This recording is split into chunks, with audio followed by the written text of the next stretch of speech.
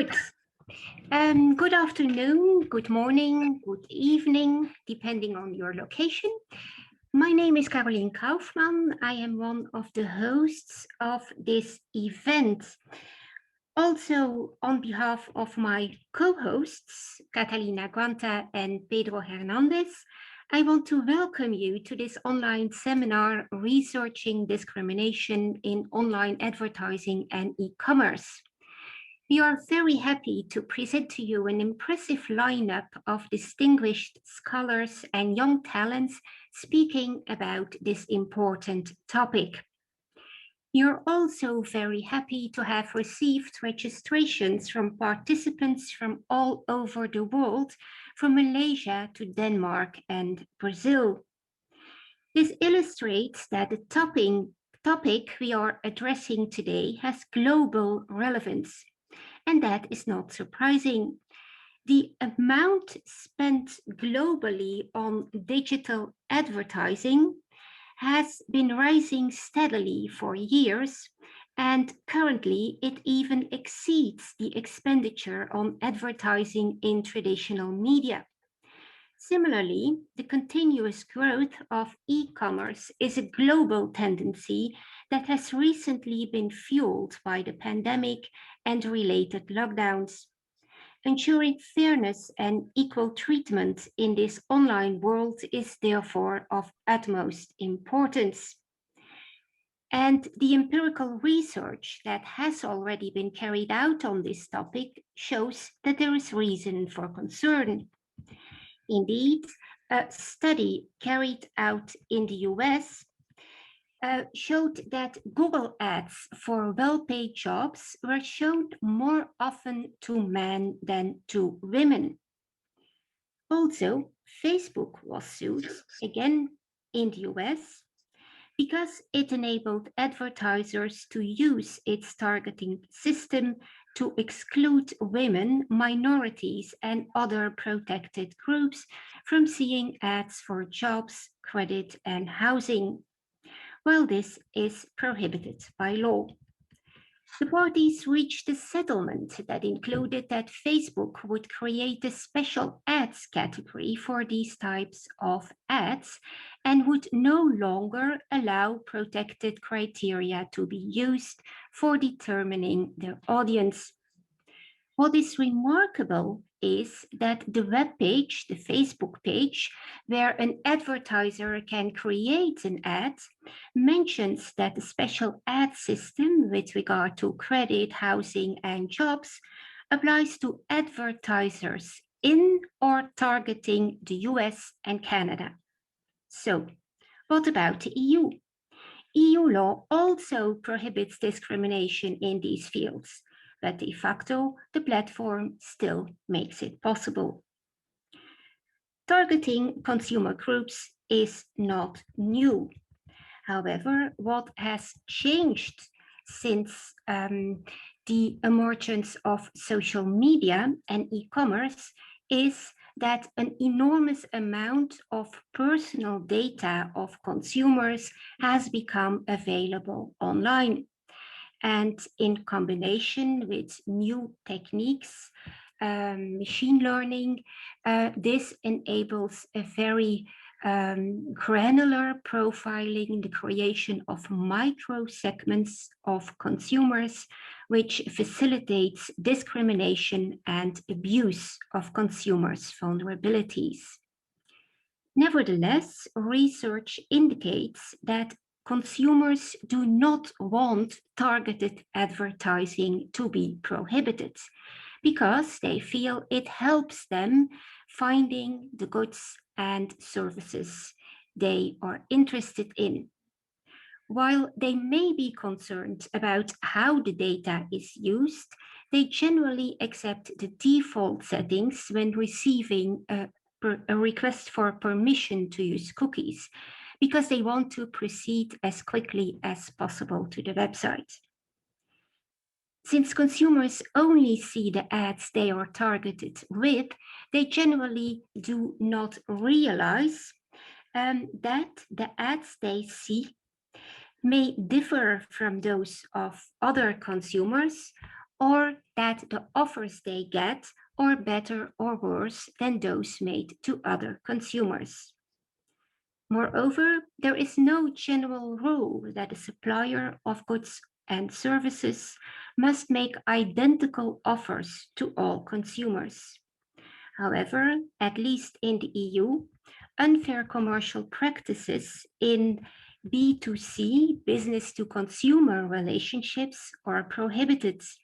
Discrimination based on certain grounds is prohibited. And where the supplier is a dominant undertaking, discrimination may amount to an abuse of dominance under competition law. Determining whether targeting practices lead to an infringement of these rules requires a profound knowledge of consumer law, competition law, and anti-discrimination law, but also a profound knowledge of computer science to find the relevant data on the internet. A mutual understanding of the definitions of unfairness, discrimination, and abuse in law and computer science is required. And the question needs to be asked whether and to which extent these traditional legal notions need to be amended or at least constructed in view of their equivalence in computer science when assessing commercial practices based on algorithms.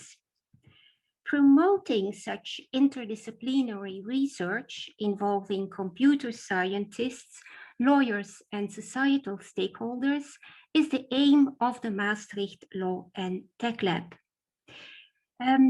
We try to realize this within our university, and we also try to bring people from beyond our university together in order to further this goal. Therefore, we are very happy that so many of you are participating in this event, and we look forward to hearing your valuable presentations and comments. My co-organizer, Pedro Hernandez, will now briefly detail the research agenda we are aiming for. Thank you so much, Caroline. Let me just quickly remind that in 2015, actually, the Dutch government introduced the National Research Agenda, setting out a number of questions that we like academics to focus onwards. One of those was actually this one. How are new technologies and big data impacting the effectiveness of public administration and the constitutional state? We have actually strategically joined forces with the Dutch Authority for Consumers to contribute to answer these questions. So authorities have been looking for ways and means of how technology can actually be used to conduct online experiments. Some classical ways are, for example, mystery shopping or so. But we know that in the online world, manually speaking, that might be virtually impossible. So to audit the internet content, right? And therefore, even though there is an important increase on research on automated audits, high-scale scraping bots, AI frameworks for accountability, it still remains a challenge of making these technologies also accessible for non-computer scientists. All this is part of our goal, AI-enhanced consumer protection.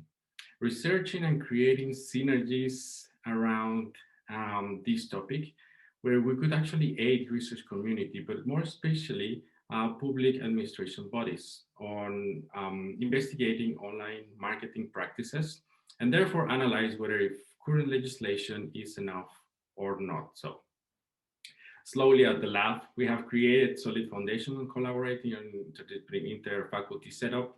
We have worked with the European Commission, and we most recently, we were awarded by the National Research Agenda an incentive to carry on this research. So that's why, as Caroline mentioned, we're very happy to have you all here. We're very much looking forward for all your presentations. We have amazing speakers, and on behalf of also of the audience, hope everyone enjoy. And I will give the microphone back to Caroline to present our first speakers. Thank you. Okay, thank you, Pedro. Let's then move on to our first team of speakers, consisting of two professors, Professor Janneke Gerards, who is a professor of fundamental rights at Utrecht University. She's currently engaged in several research projects on the impact of the platform economy and new technologies on fundamental rights and non-discrimination. And we know each other for a long time. We started our PhD at the same time, and we went into different directions, into private law, I into private law, she into public law, and now our paths cross again. She is joined by Professor Frederik Zuiderveen-Borgesius, a professor of ICT and private law at Radboud University. He is affiliated with the Digital Security Group of the ISIS Institute for Computing and Information Sciences and with iHub, an interdisciplinary hub for security, privacy, and data governance. His research interests include privacy, data protection, discrimination, and freedom of expression, especially in the context of new technologies. Janneke and Frederik, you have the floor.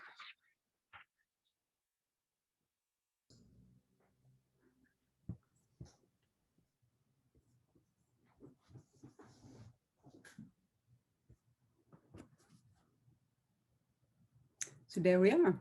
Thank you very much for the introduction, Caroline. Indeed, it's very nice to see that our paths cross again. I think, well, if everything is well, you could see the shared screen now, and I pass, well, the floor to Frederik. Good afternoon, everybody, or depending on your time zone, good day or good night.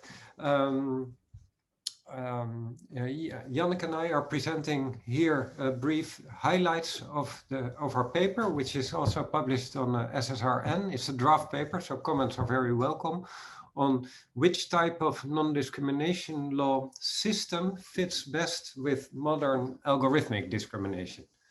We'll give a few examples of new types of differentiation and discrimination that can happen in the context of e-commerce. For at least 20 years, people suspect that price differentiation happens on the internet. And this is the first hard evidence that some online stores charge different prices to different consumers for the same good. This research team found out in the US that certain shops adapt the price of products to the location of the consumer that visits the website.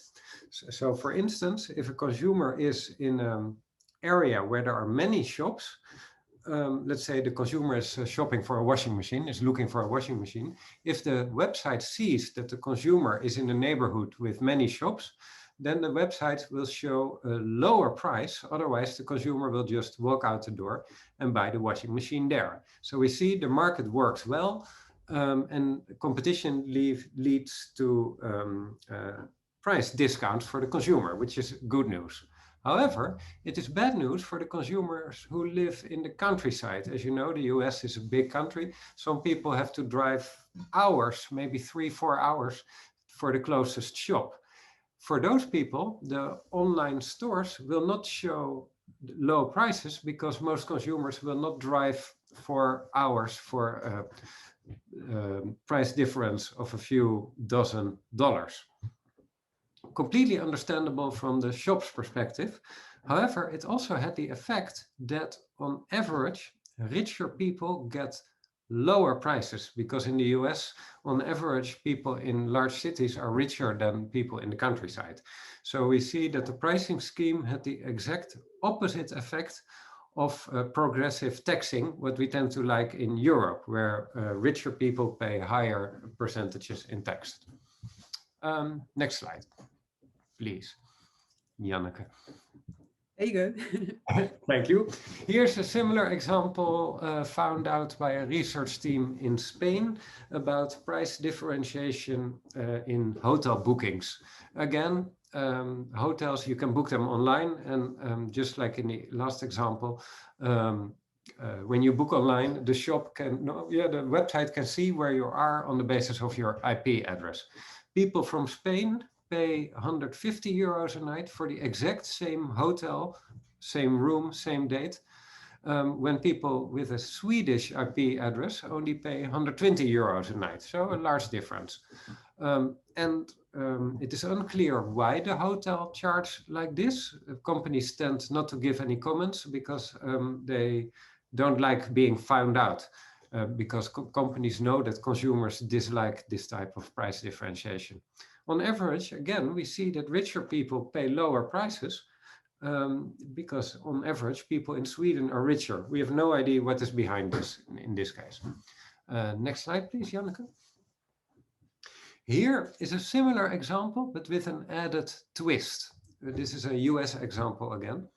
Princeton Review is a company that offers extra lessons to high school children. If you're a certain type of parent in the US and you really want your kid to go to a famous university such as Yale, Harvard, Princeton, you can hire extra lessons for your children in the hope that they get better grades, etc. Princeton Review offers that service through video calling like we're doing now. So for the costs, it doesn't matter whether the high school kid lives in Boston, Washington, Hawaii, or Alaska. Princeton Review also charges different prices in different neighborhoods. Presumably, Princeton Review just wants to make maximum profits. However, the researchers found out that this, presumably by accident, but had the effect that people with an Asian background, so with ancestors from, say, China or Japan or something, pay on average higher prices. I don't think for a moment that Princeton Review was aiming for that effect, because it didn't ask for your skin color, it just asked for your postal code and then gave you a price. But we see it has the effect that people with a certain skin color pay higher prices. And now I give the floor to Janneke. Okay, thank you very much. And well, I think the examples that Frederick has given already show that, well, differentiation and unequal treatments are everywhere in e-commerce and online advertising using algorithms. And sometimes that's for a good reason, but sometimes that can result in problematic cases of discrimination. And what we can also see is that there are particular characteristics of algorithms that make that, well, all new kinds of risks and problems of discrimination have arisen. So now for me in this second part of the presentation, the question is how non-discrimination law can be used to respond to those risks. And surely that type of question can be answered in different ways. And actually, just as a little bit of self-promotion, I would like to mention that we plan to publish a study very soon that shows that current EU non-discrimination legislation offers only very few possibilities to cover matters like discrimination in online advertising and e-commerce. But in the paper that Frederick and I wrote, we've actually taken a step back, and we have looked into this matter from this rather more conceptual perspective. And the main question then is if it's possible to conceive of a system of non-discrimination law that could offer an adequate legal response to the particular risks that are related to this algorithmic discrimination. So what I will do in this part of the presentation is very briefly present the different possibilities to you, and then to turn to the question of what system would be the best fit in relation to AI-driven discrimination. So to explain, let me just show you two different examples of non-discrimination and equal treatment clauses. And the first of them is Article 20 of the EU Charter of Fundamental Rights, which very simply and very cleanly states that everyone is equal before the law. The other one is Article 2 and Paragraph 1 of one of the EU non-discrimination directives. And that reads as follows. the principle of equal treatment shall mean that there shall be no direct or indirect discrimination based on racial or ethnic origin. And that article should be read together with another provision of the same directive, which states an exemption to the effect that equal treatment based on ethnic characteristics can be allowed only if it constitutes a genuine and determining occupational requirement. So probably you can readily see the main difference between those two equal treatment provisions. So the Charter provision is completely open in nature, in that it doesn't refer to any particular grounds on which discrimination is prohibited or equal treatment is required, such as ethnic origin or gender. And it doesn't give any clues either as to when there is a case of equal treatment or discrimination. So that's all for the relevant authorities to decide. If you compare the directive's provision to that, you can see it is a completely closed provision in respect to direct discrimination. So it's closed first in respect of the grounds on which it prohibits discrimination. So these are restricted to racial and ethnic origin. And it's also closed in that it narrowly defines a situation in which there is no discrimination, which can be the case only if ethnic characteristics constitute this genuine and determining occupational requirements. So that leaves much less room for discretion and decision by, for instance, an employer or by a national court. Well, in practice, such completely open or completely closed models do not occur very often. In fact, most systems are hybrids. And that means that they combine aspects of closed and open systems, either in respect of the grounds of discrimination they mention, or in respect of the exceptions, or even in respect of both.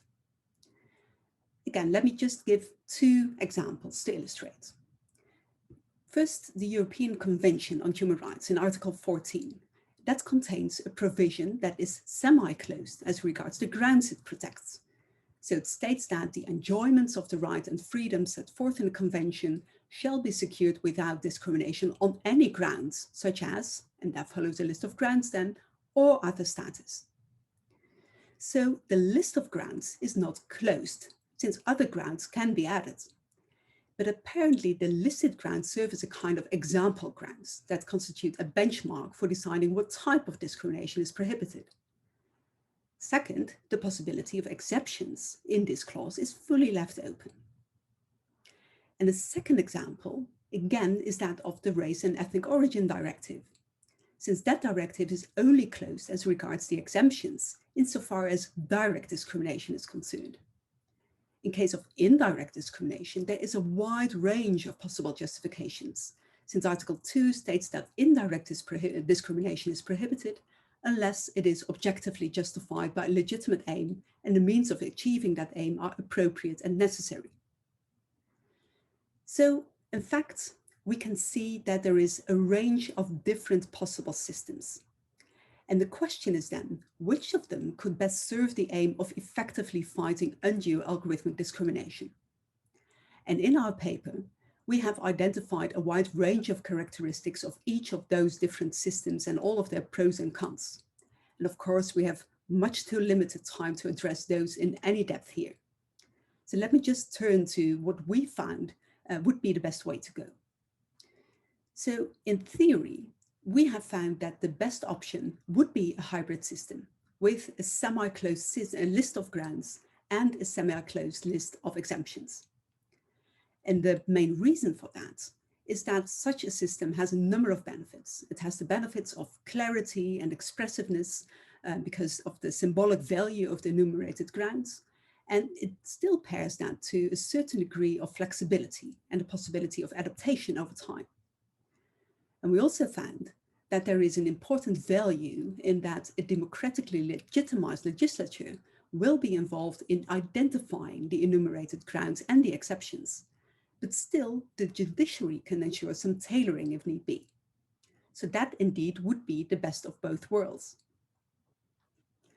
But what then would be the model that would be best suited to respond to algorithmic discrimination by private bodies in the field of e-commerce and online advertising? Well, to our minds, a fully closed system of grounds would not help to fight unfair forms of AI-driven differentiation. it would be too easy for platforms and for companies using AI to circumvent the closed list of grants by focusing on seemingly harmless proxies. And showing indirect discrimination involves a huge burden for individuals. A fully open system would be more helpful here. But we've also noted that a completely open system would create very little legal certainty for companies and other organizations regarding the types of proxies and factors that they can legitimately use as a basis for algorithmic decision-making. And there's another thing here, and that is that it is likely that many cases can be brought against companies under such open systems, in all of which they could be required to show that there is a reasonable justification for any difference in treatment, regardless of the grant, which would cause quite a burden on those organizations. So we think that a hybrid system is needed here too, but then one that combines a semi-closed system of grants and an open system of justification. In terms of grants, the example grants again can serve as useful benchmarks. And by doing so, they create a degree of clarity, as well as again emphasize the symbolic value of enumerated grants. At the same time, they have the advantage of having a relative openness of the list, and that will allow a judicial decision maker to connect any AI-found ground of differentiation to the grants that are listed in the provision, whether it's a car brand or a postal code. And we also think that we really need an open possibilities of exceptions here. So take account of the diversity of possible justifications and the diversity of fields in which this type of differentiation occurs and which has also been disclosed by the examples that Frederick has given. That openness would have the additional advantage of offering much needed flexibility to counter new developments, and it would allow for tailor-made acceptance of convincing justifications. To make this very concrete and to conclude, we think that the current EU non-discrimination directives are not a good way to deal with algorithmic discrimination, not only because of the limitations in their material scope, but also because of the particular difference they make between direct and indirect discrimination. We would suggest to retain what we have, but at least this should be supplemented, either on an EU level or on the national level or the international level, with a general non-discrimination provision with a semi-closed list of grounds and an open possibility of justification.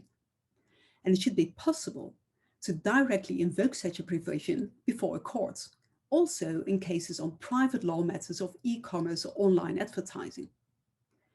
And we readily admit that introducing such a provision may be a challenge. But from a perspective of being able to properly address AI-driven discrimination, we think that is certainly worth the effort. So that indeed is our main idea. And of course, we can surely see that you will have lots of questions and comments to that, and we look forward to hearing those. So thank you for your attention.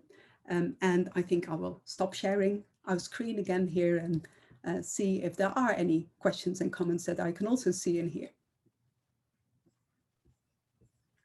Good. Thank you very much, Frederik, Janneke, for this very interesting presentation that sets the scene, in fact, for the rest of the discussions that we will have today and tomorrow. And indeed, as Janneke indicated, this presentation will very likely have led to many questions in the audience. I see that there is one person who has 2 questions, so we will give him the floor, and in the meantime I invite everybody else who has questions to flag them in the chat, and then you will be given the word afterwards. The person who has 2 questions at the moment is Philip Hacker. So Philip, please ask your question. Hi, yeah, thank you so much for this really great presentation. Wonderful piece of work, really important, I think, in really laying the basics of basic framework for thinking about AI and non-discrimination. In fact, it's a paper I would have loved to have written myself, so this is really cool. I have I have two quick questions regarding your presentation without going into the details too much. The first one is, there's obviously always this tension between freedom of contract and kind of meaningful protection of non-discrimination or protection from discrimination. So where would you say is the point where we can think about expanding these closed categories that we have now in terms of having other data points like cross categories or so on that would qualify as closed? Could you give some examples of where you think there would be an argument to be made that, for example, just not allowing people with, you know, red Nike shoes might not be problematic, but something else might be? What are kind of the baselines for comparison here? Is it closeness of correlation, or is it something else that is more normative? That would be one interesting thing.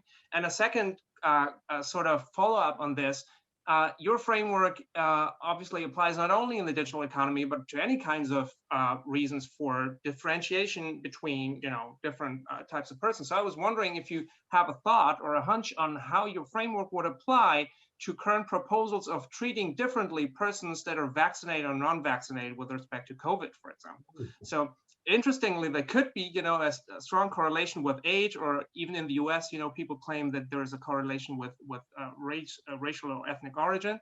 But if we bracket that, other than that, do you think that's a problematic form or not? I'd be just interested in hearing your thoughts about it. Very good questions. Shall I have a first stab at your first question? And thank you for listening and reading. I'm a big fan of your work. So your first question on freedom of expression and AI differentiating on grounds that are not currently included in the non-discrimination laws, such as browser type or something, and you ask where to find that balance. When is it so unfair that we want to have a kind of non-discrimination type prohibition? I cannot give a clear answer. However, I can say there is anecdotal evidence, but a lot of it, that shows that like the normal public, consumers in general, often find differentiation very unfair, even if there's no reason whatsoever to assume that it correlates with race or gender or sexual preferences. For instance, or actually we have better than anecdote. With another author, we did a large-scale survey on what people thought of price differentiation. People hate it. They think it is prohibited. If you tell them that it's not prohibited, they are shocked. And if they say immediately prohibited,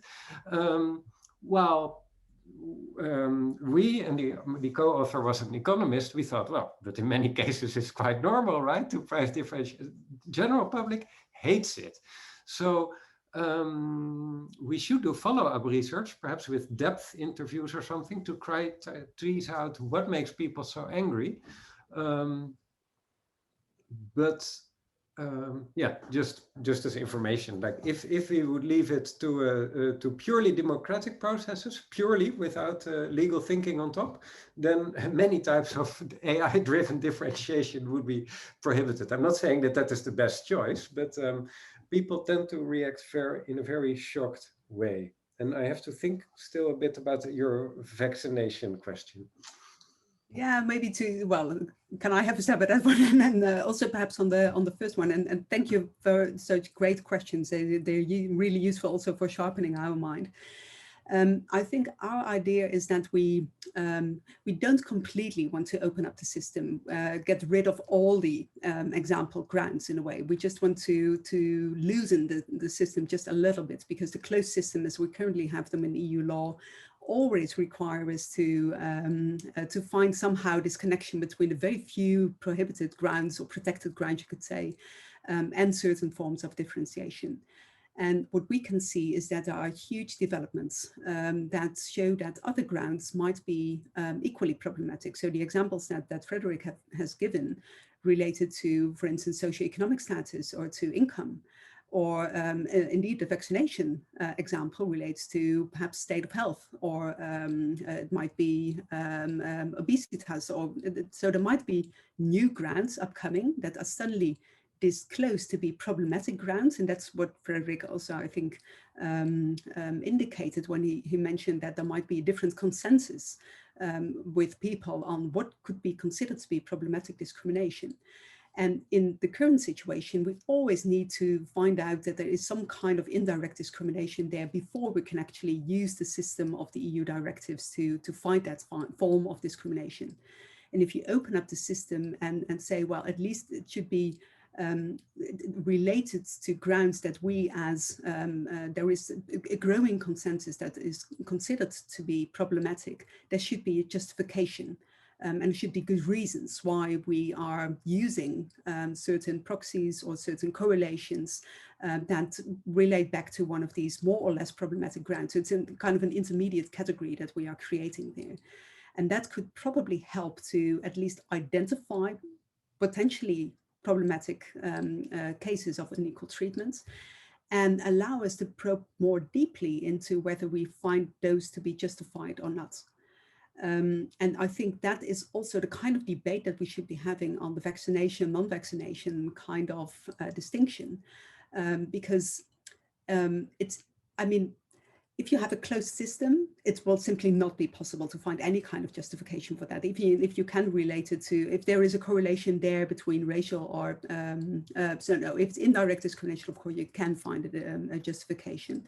But still, you will need to have that connection made. If we can say, well, this is an open case of discrimination on a ground that we consider to be more or less suspicious, such as health status or vaccination status, we still need a justification, but we can have this open debate on whether we accept there to be a justification for that. Of course, that's a moral debate. And we need some kind of, I think, a very wide debate, as it is currently also being had in all countries over the world, of whether we find this acceptable or not. But at least there's room then to have that debate and to have it expressed in case law and perhaps eventually also in policy and in legislation. And I think it's good to have that possibility, at least, for debate there.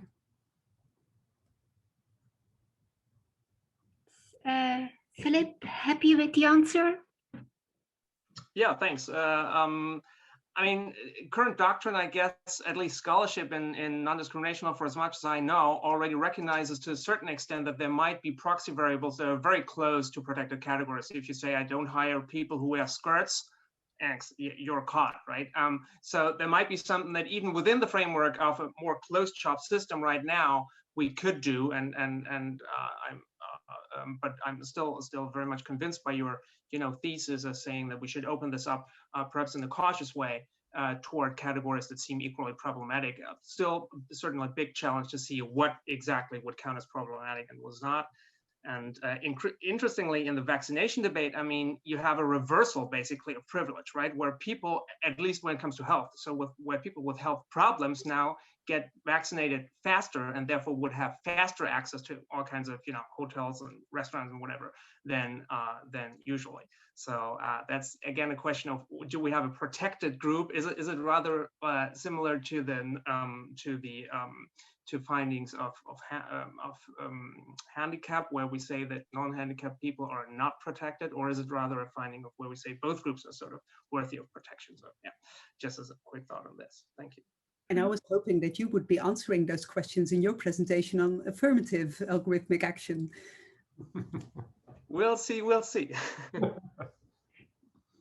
Yeah, I see that we have another question, but I would like to abuse my position for a moment and ask a follow-up question to this.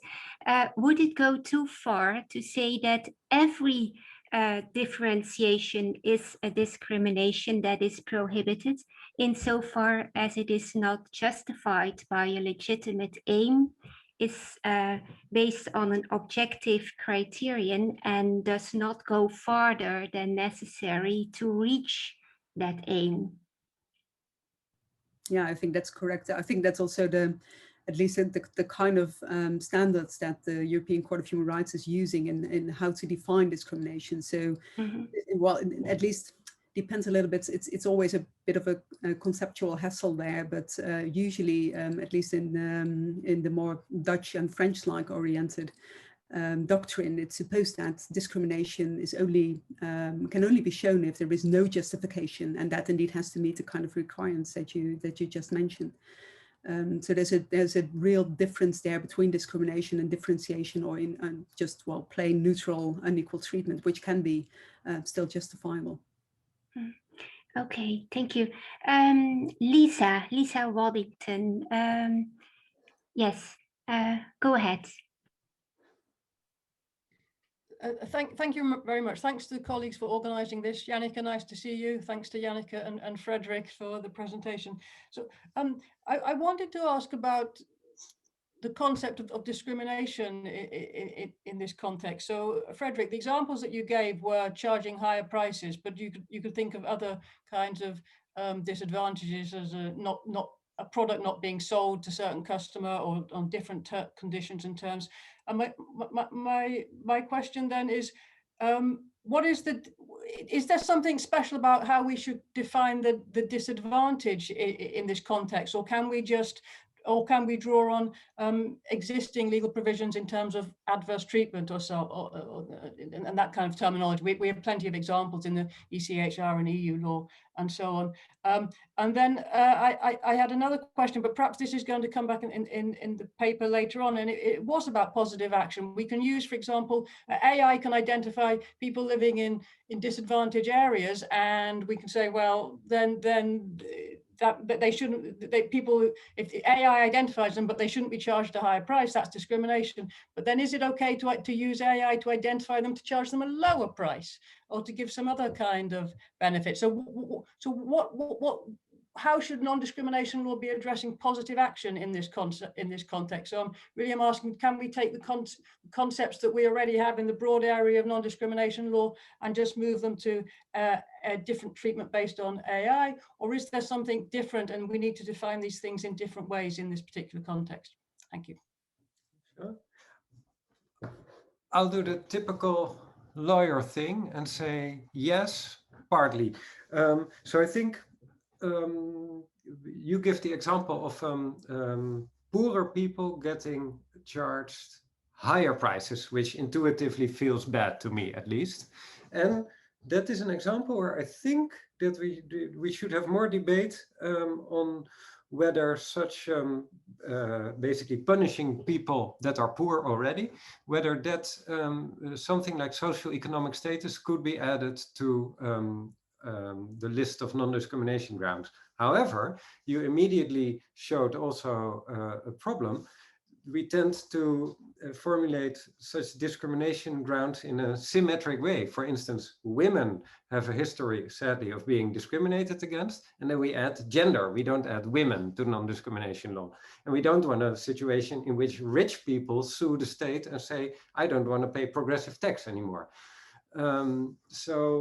Yeah, that illustrates how hard it is. Still, I think that we should really consider and tease out whether financial status or something like that could be added with enough exceptions to non-discrimination law. But you also asked, is non-discrimination generally the right tool in such context? I think no, probably. I think for many sectors, we need sector-specific laws. For instance, predictive policing. Police needs not to discriminate, also not indirectly, but there, especially in that sector, there's also the presumption of innocence, and false positives, etc., are really problematic. So I could imagine that there we design completely separate rules for the use of algorithms and AI by the police. And we don't have to draw inspiration from non-discrimination law. We just look at criminal law and think, what are the main risks here? How should people be protected in this sector?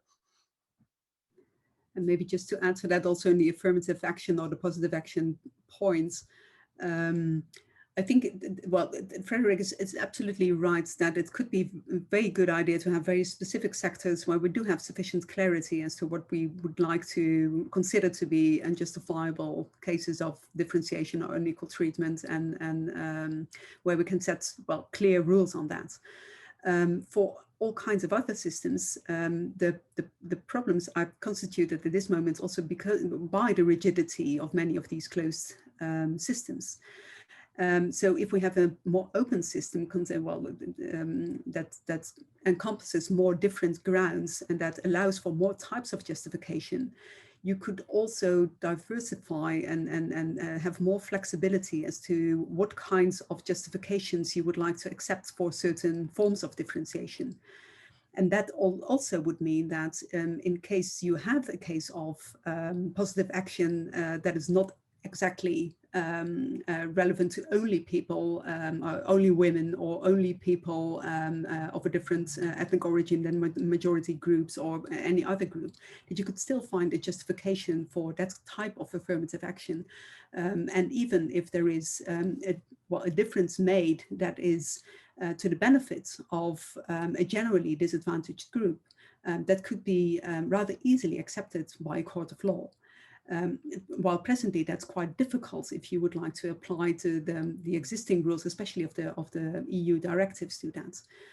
So I think that combination of having a more open system in relation to fields where there is no sufficiently crystallized consensus on what exactly could be accepted as justifications or not, and a system where you have sectoral legislation with very clear exemptions and that kind of thing for sectors in which that is very much clear.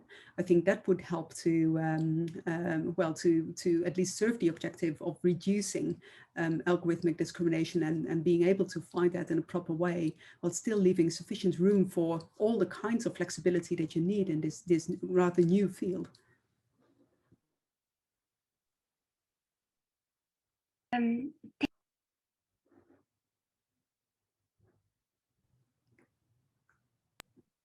Okay, thanks. I see that there is a question in the chat for Janneke and Frederik. Perhaps you can also answer that question in the chat, and that we can stick to our schedule and move on to our next speaker. So thanks again. And then we move on now to Professor Miglitz. Professor Miglitz is a Finland distinguished professor at the University of Helsinki. He was professor of economic law at the EUY, European University Institute in Florence from 2007 until 2019.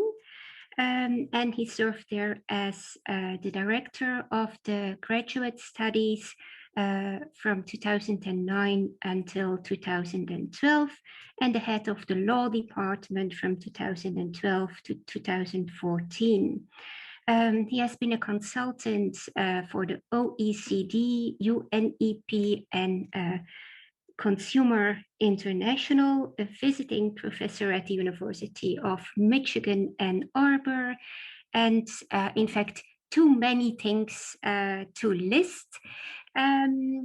So I will just pass on the floor to you, Professor Miglitz, and I'm very curious to hear your analysis of personalized advertisements under the Unfair Commercial Practices Directive. Okay, thank you very much, Caroline. Thank you all for giving me the chance to talk, and thank you for the nice words. They were a bit too long. There is no merit in getting old, you know, then you can write long CVs. So what I'm going to present here is something which will be published soon. It's a study that we did together for BEUC, for the European Consumer Organization, together with Natalie Hellberger, Joanna, I think Joanna is here, and Marijn Sachs, and Peter Roth, Orla Linsky. You will have the full papers hopefully very, very soon, and I will forward the reference to you, Caroline, so that you can send it around to everybody. I have 20 minutes, so I will be clear. I try to be clear, and I will have to simplify, and in a way exaggerate. The focus is the subject matter is personalized advertising and the Unfair Commercial Practices Directive. As a starter, I would like to refer here to, in particular, a sociological, philosophical, but also empirical analysis, which comes to the conclusion that personalization through pricing and marketing is nothing more than a variation of what we have called the consumer's universal and structural vulnerability, universal and structural. So personalization for us increases the structural imbalance as it's just a variation of data exploitation strategies. Personalization then does not enable the consumer to better defend their rights, in particular, because the overall reliance on informational tools does not suffice and is dysfunctional. So where are the possible solutions? We see them mainly in the reversal of the burden of proof in order to immediately change the level playing field, because it would then no longer be on consumers, consumer organizations, consumer enforcement institutions to disclose all sorts of problematic discriminatory practices, but it would be on the other side to prove and to demonstrate on the marketing business to show that they are not discriminating, not using strategies to the detriment of the consumer. This is the overall idea. I would like to develop it, but it needs simplifications, as I said. First of all, what is personalization? We are using it in a very loose way. I think we need to distinguish here. Personalization is something different from individualization. It can also easily be that personalization is a form of a standardized practice that has to be kept in mind, and I develop it. It requires us to ask complicated questions that we cannot escape. Who is the individual here is in the marketing business when we speak of personalization? And is the individual a real person or is it a fictitious person?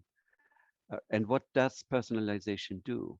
Does it digitalize the person or the individual person or both?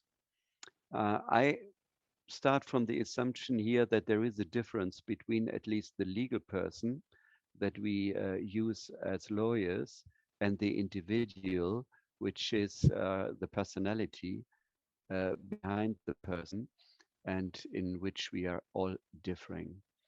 So digitalization can be understood as a process of standardization, but it can also be understood as a process of individualization. So these are complicated issues, and I would like to at least add some more detailed information so to make clearer what is meant. I think for the time being, we should start from the assumption that personalization is a composite of different elements. So first of all, there are objective individual data on the birthday, ancestry, age, sex, place of residence of each of us. That's what's available in the internet. Then what's equally available are our individual preferences, that all the data that we are leaving behind us, traces in the internet. I call these individual preferences our alter ego. Each of us has an alter ego in the web today. The third element that on which personalization is based are data on our social ties. So that's mainly the social media replicating the famous saying, tell me who your friends are and I tell you who you are. And fourthly, there are proxies that the marketing business is using to fill the gaps. The gaps that we leave, because if you take me as an example, okay, I'm an academic, I'm a professor, so I left many traces that you can find in the web. I'm German, I worked in Italy, I'm an older researcher at the end of my career, so all this can easily be found, but there might be gaps that can be filled through proxies. So, and the question and the argument why in the end we argue for a reversal of burden of proof is that is it really for the individual consumer to understand these four elements and how they are interacting and how they are shaping personalized advertising. So that is, so to say, the key point to argue why we should reverse the burden of proof legally. When it comes to more specifically to what is understood by personalized advertising, I think the most promising source of inspiration is the marketing literature. If you go into the marketing literature, you will find tons of articles dealing with personalized advertising as it is seen as the most promising avenue to make money in the future. I will, because of time, it's not possible to discuss the overall debate that we have in the marketing literature in detail, but just to throw some categories into the debate that also Natalie Hellberger and her team have analyzed and that I'm using in this paper for Bölk to bring it down to personalization and individualization.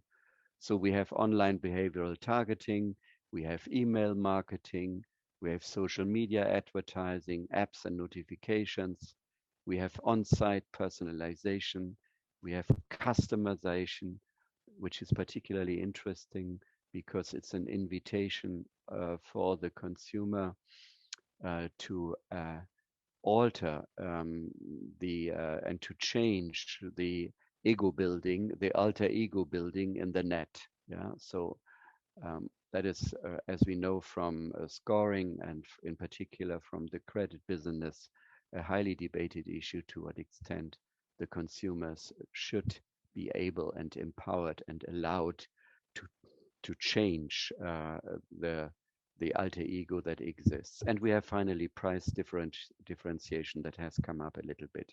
And if you link these types of personal information to what is discussed as dark patterns, then you have more or less the whole scenario and the different categories also that are now discussed in the field of commercial practices.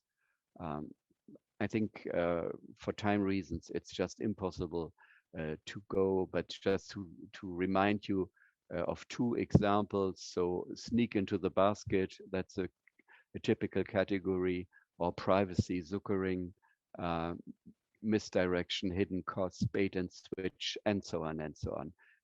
And the list will be longer and longer. And based on this finding, I would like to defend three hypotheses. So firstly, personalization may serve as a technique to render old wine in new bottles, means well-known marketing strategies like bait and switch through digitization strategies are simply much more efficient and they are cheaper and in particular interesting for the business. Secondly, personalization allows the use of new opportunities offered by big data and big data analytics to differentiate between those consumers who can easily be trapped and those who are able to avoid the new techniques. That is certainly a form of discrimination but the difficulty in practice is to provide evidence what really happens in the box, as we all know, and only occasionally, like the Norwegian Consumer Council, who is very active in here, demonstrating what kind of techniques are used. And thirdly, as I said before, and this is more a conclusion than a hypothesis, personalization allows targeting vulnerabilities and then exploiting them accordingly. And that is exactly the structural element on which I would like to insist. So in the last part, or in the remaining time, I will focus on what the UCPD, the Unfair Commercial Practices, can offer. And as you know, there is some debate also in the European Commission to what extent there should be proposals to amend the UCPD directive and to add different layers, or maybe add some blacklisted practices or whatever. I am here presenting the potential that might be there in the law as it stands and what could be developed in the time to come. If you remember what I said in the beginning, that in this study that we produced for Berg, we start from this digital asymmetry and the overall structural imbalance, which implies that information and information tools are not very helpful and cannot overcome the structural imbalance. If you remember this as a starting point, then you may understand why it might make sense to understand personalized advertising as a form of aggressive practices.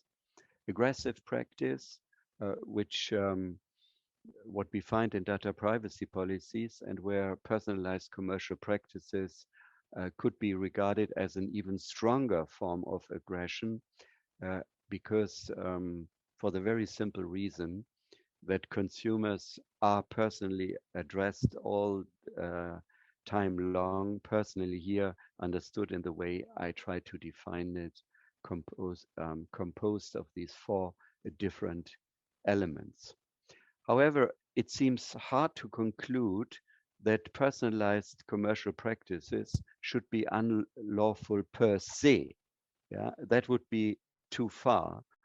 What could be argued is that there is a reversal of the burden of proof because of the structural imbalance, but then it would still be open for the business, advertising business, to show exactly what they have been doing and whether that can be accepted as a justifiable technique. The next category, which is often put forward, in particular around the topic of personalized advertising, is the obligation or the prohibition of misleading omission. As I said, to avoid misunderstanding, turning misleading omission in an overall obligation to disclose what kind of personalization techniques are used by the advertising business is not very helpful, at least not for the individual consumer. It might be helpful for control authorities, consumer agencies, consumer organizations who want to go to court, but the individual consumer will not be in a better situation because he or she will simply not be able to understand. What is interesting, and that is a proposal that Gerald Spindler has made, and which is certainly an interesting one in order to bring it under the scope of the directive, is that the advertising business has to disclose what kind of information they have collected on us. Yeah, and again, on the four elements that I try to distinguish in the beginning.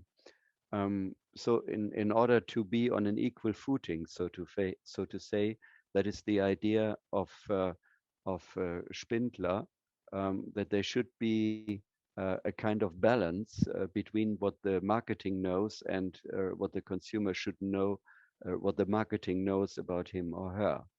So here it is interesting, but there is a huge but here.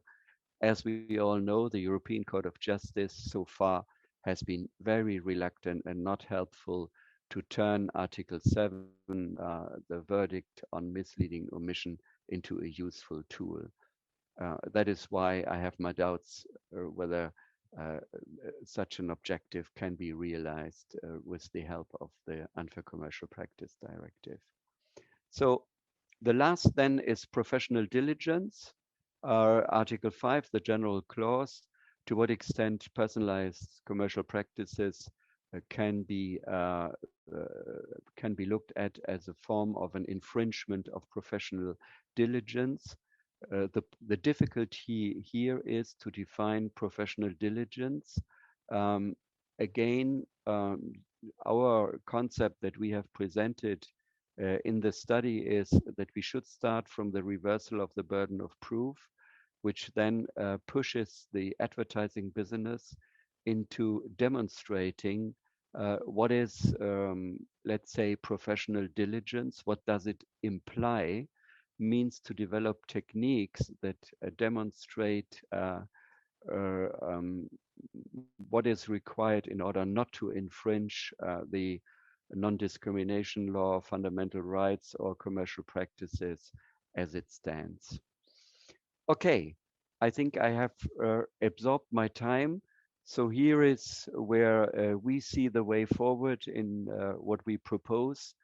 The starting point is digital vulnerability is structural, is universal, and justifies the reversal of burden of proof. Personalization is just a variation of this, as it increases the structural imbalance.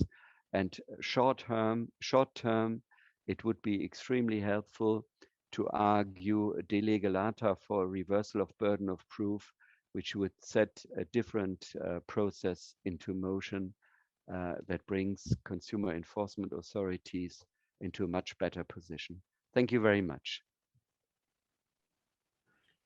Thank you, Professor Miglitz, for sharing your very interesting and innovative views on how to deal with personalization from the perspective of consumer law.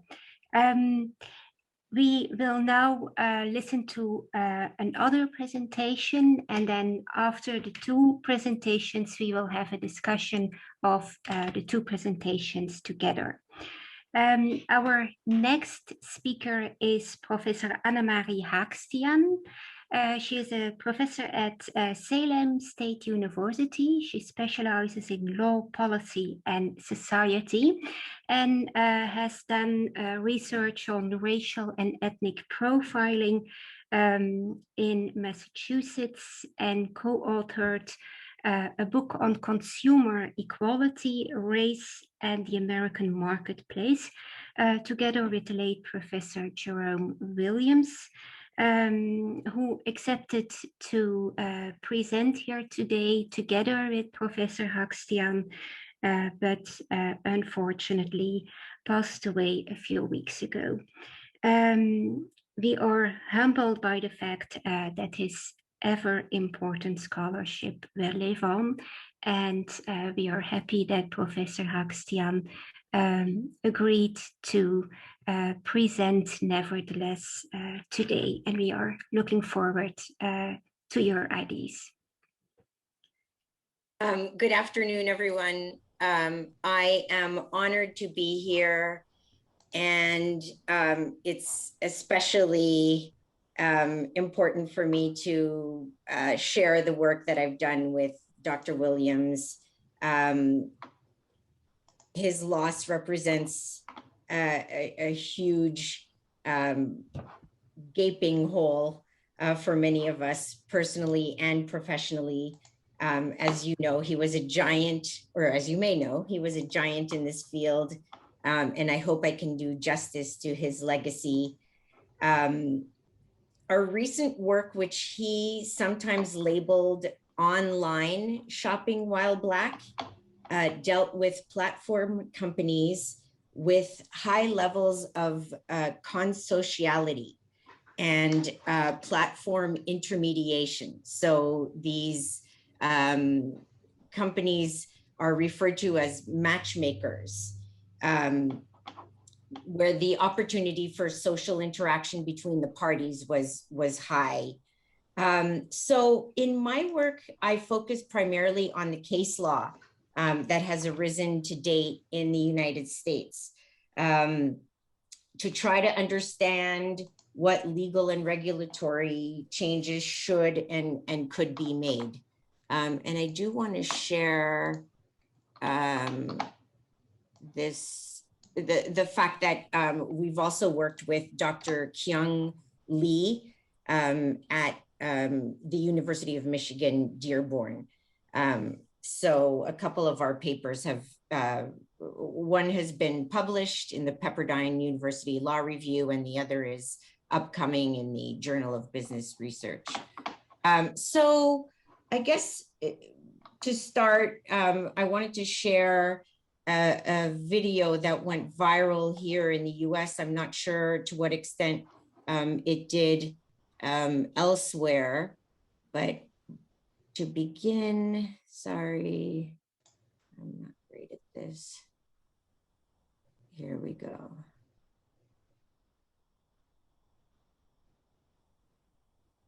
Can you see this?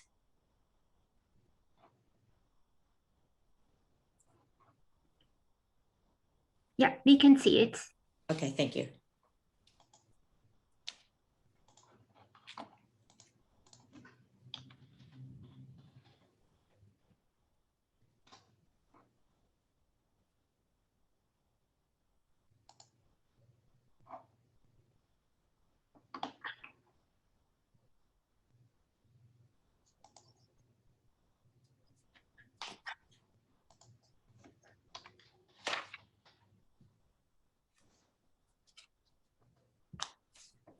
We can see it, but we cannot hear the person. Oh.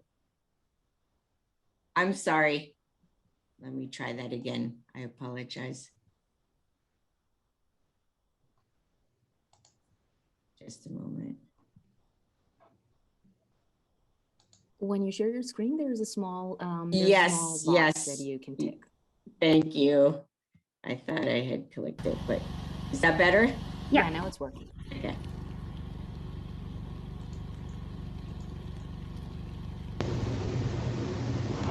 Of us made a reservation on Airbnb about a month ago, and I asked the woman who's the host if 2 more friends would be okay. I made a reservation for 2 of us, and I asked if 2 friends were okay. She said that's fine, we just have to pay more money. So we're driving up, we think everything's fine, we're ready for this ski trip in Big Bear. There were flash flood warnings all day. I asked the woman again, is it okay that my 2 friends come, right? Like, could we give you cash, or how much did you say it was again?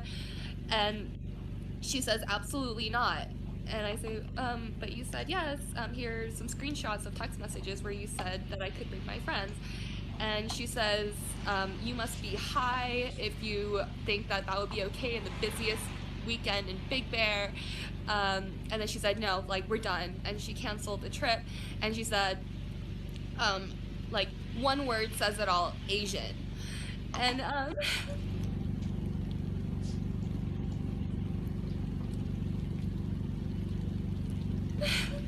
she said, this is why we have Trump. And she said, like, we can't have foreigners telling us what to do. She said that to me. I'm an American citizen. This is my home. I've been here since I was 3 years old. America is my home. I consider myself an American. But this woman discriminates against me for being Asian. She canceled on us when we were 3 minutes away from the house. We're 3 minutes away. I just feel so hurt. Like, I mean, people thought, oh, with the election of President Obama, like, racism is over in this country. No, it's very much alive. It exists, and it could happen to anyone. There's no bounds to racism, no matter what class you are, no matter what your education level, no matter if you're an American citizen. what they see is that I'm Asian, what they see is my race, and this is how we get treated. It stings. It stings that after living in the US for over 23 years, this is what happens. No matter, like, if I follow the law, if I'm kind to people, no matter like how well I treat others, it doesn't matter. It's if you're Asian, you're less than human, and people can treat you like trash.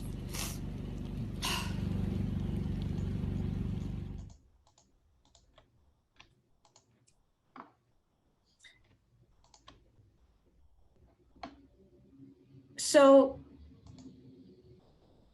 I share this because approximately 5 or 6 years ago, stories like this started to go viral on the internet, and eventually gave rise to some research that corroborated the anecdotal stories.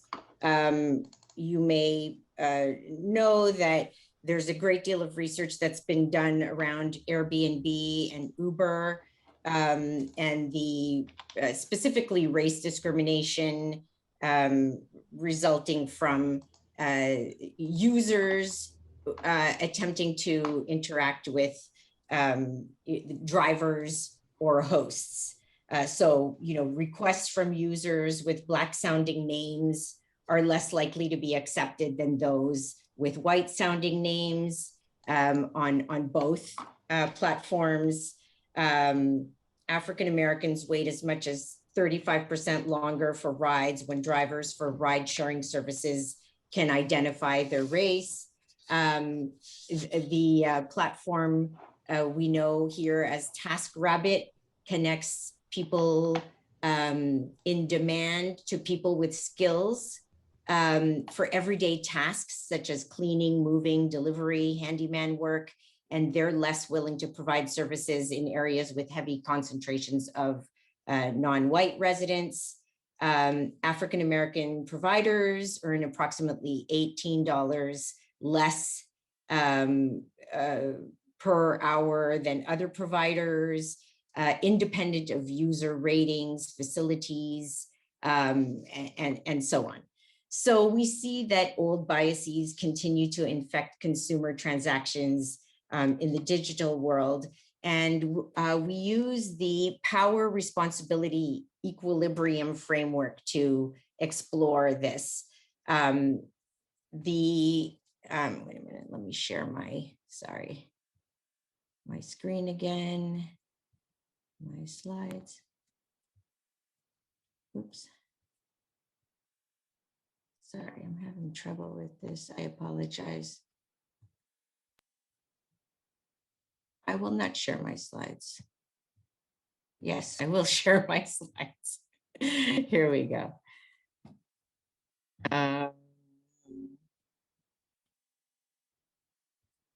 There. So the power responsibility equilibrium framework proposes that the more powerful party in a relationship, the power holder has the societal obligation and responsibility to ensure an environment of trust and confidence. And if that party doesn't take responsibility in the social exchange, then the less dominant party responds to the imbalance by taking defensive actions. And so we, explore these less dominant parties who have taken the aggressive action of suing the more powerful parties in court. And let me quickly move ahead to those lawsuits. There have been 3 in the United States that have been heard by courts. The first is Selden versus Airbnb, which involves a young African-American man, Gregory Selden, who tried to book a listing in Philadelphia through Airbnb. The host said it was unavailable. And Selden became suspicious because he saw that the listing was still open and available for booking later on. So he created 2 fake accounts, both with white sounding names, Todd and Jesse, as well as photographs of white individuals. They shared the same characteristics as he actually did, except for their race. And with both fake accounts, he was able to book the listing. So when he confronted the host responded, "People like you always victimize yourselves solely on the basis of your skin." Selden publicized the exchange on social media using his Twitter account, and hundreds of others shared similar stories. Mrs. Harrington, Patricia Harrington, in her lawsuit against Airbnb, she actually asked her attorney to contact Airbnb on her behalf because she was aware of the likelihood that she could face discrimination on the platform. This was when photos were still required ahead of time. And that policy has been changed now by Airbnb. So she asked whether the policy could be, the photo policy could be removed, and Airbnb flatly refused to do so at the time. So she filed a lawsuit against the company for its discriminatory photo policy. In Ramos versus Uber Technologies, Elizabeth Ramos was a disabled woman who had used a wheelchair since she was 12 years old due to scoliosis. She attempted to hail a vehicle through Uber Wave, which is an expanded platform from the Uber Rider app, intended to connect disabled individuals to drivers. She attempted 3 times over the course of an hour and was never provided with a vehicle, so she sued Uber Technologies. So, I know from other research, not involving platform companies, but in the brick and mortar world, that these plaintiffs face uphill battles. There, as you can see, the statistics here, plaintiffs are not as often successful in court as we might want them to be. So, the legal challenges that arose under US law are as follows, and I'll spend a little bit of time discussing each of them, just very briefly. So first of all, under US law, the question is whether there was any intentional discrimination. And so Ms. Harrington and her co-plaintiffs, who later joined her in the lawsuit, she was joined by 2 other plaintiffs, alleged that Airbnb actually knew and therefore intentionally made many of the accommodations listed on its platform unavailable to her through the maintenance of their policies that enabled hosts to refuse services to prospective guests based on their racial features because of the photo policy. So the court agreed in that case that there was the possibility for a fact finder to draw the reasonable inference that Airbnb designed, imposed, and committed to features in order not to lose the business of hosts who seek to discriminate on the basis of race or color. And that the fact that Airbnb possessed more than mere knowledge of the discriminatory effects of their policies meant that they were responsible. Airbnb defended itself by arguing that the photographs were necessary to determine whether guests were reliable, authentic, or committed to the spirit of Airbnb. And the court found that profile photographs cannot reveal this level of information about an individual's character, but it, of course, can reveal information about their race. So she was successful, and the company eventually, as I said earlier, changed its photo policy. The next question is whether businesses in the platform economy are places of public accommodations. So in the federal and state laws in the US, there's a prohibition against discrimination in places of public accommodation.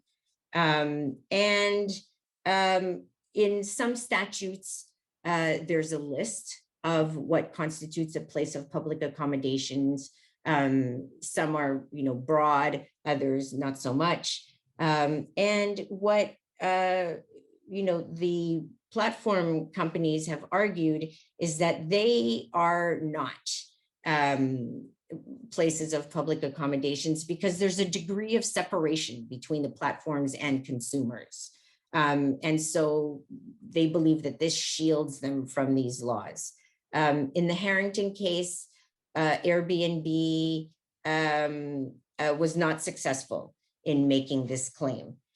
So the court found that the statutes includes places and services offered to the public, and characterized Airbnb as a service. This was the Oregon state statute against discrimination in public accommodations. So the next question is whether platform businesses are exempt from the Fair Housing Act.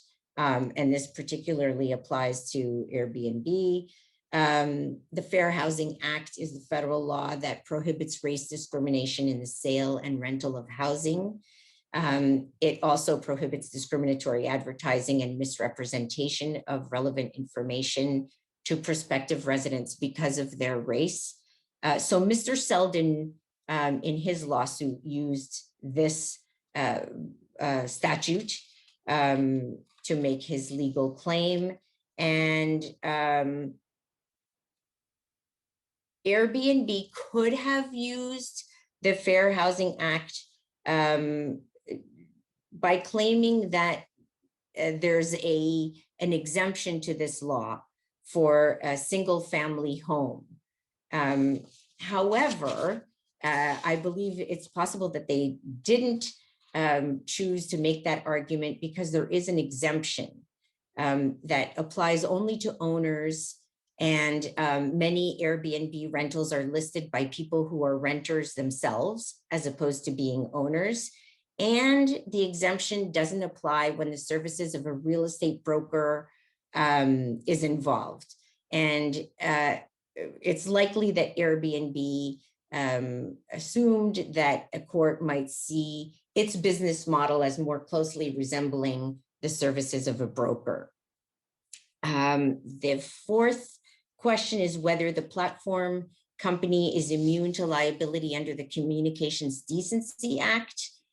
Section 230 of the Communications Decency Act of 1996 reads as follows: no provider or user of an interactive computer service shall be treated as the publisher or speaker of any information provided by another information content provider. And so the provision, broadly speaking, immunizes internet service providers who own and operate websites from liability for content created by the users of their site. And Airbnb characterizes both the guest and the host as third-party content. That argument hasn't been fully fleshed out by the courts to date. Neither Airbnb or Uber have made this particular argument. So it's unclear, what results would, how courts would resolve that question. And finally, whether users are bound by mandatory arbitration clauses that prevent them from suing. So the two courts that did consider this issue found differently from each other. One found that users are bound, and the other found the opposite. So with Airbnb, Mr. Selden made the argument that he was not, bound by the agreement because he wasn't aware of it, and the court disagreed with that. With the Ramos case and Uber, the court disagreed. And I have a couple of screenshots here of the way it appears.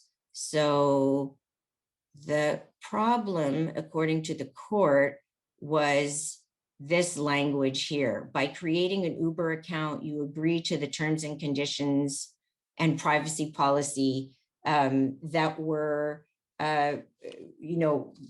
difficult to see, not obvious, in contrast with the Selden court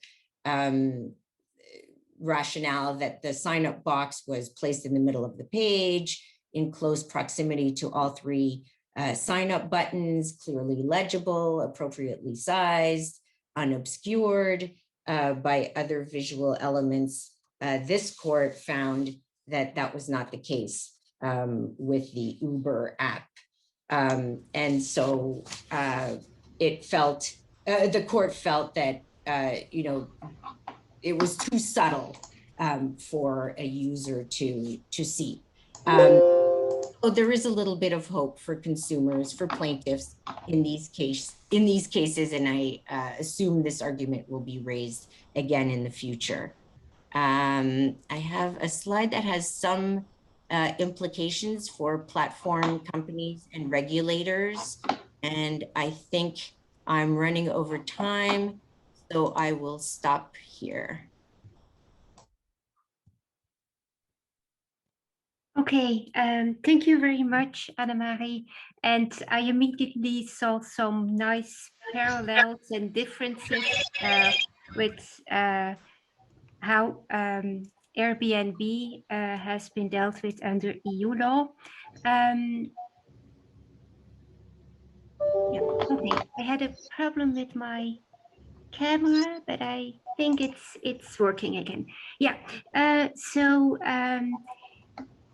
I assume that the two last presentations have given rise to questions, and if you have any questions, this is the moment to ask them.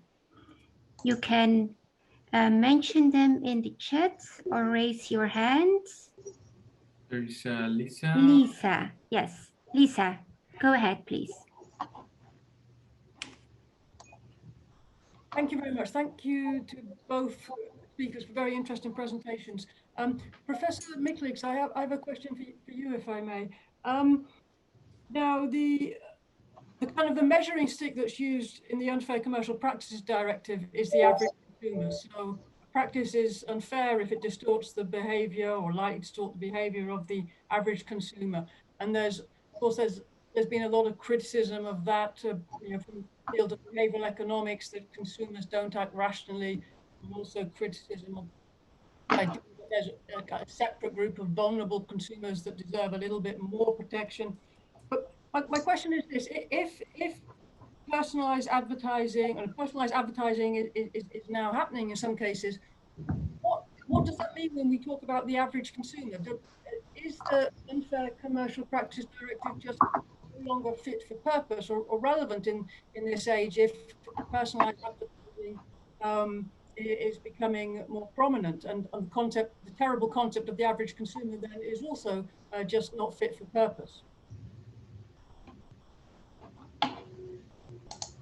Caroline, shall I answer? Yeah.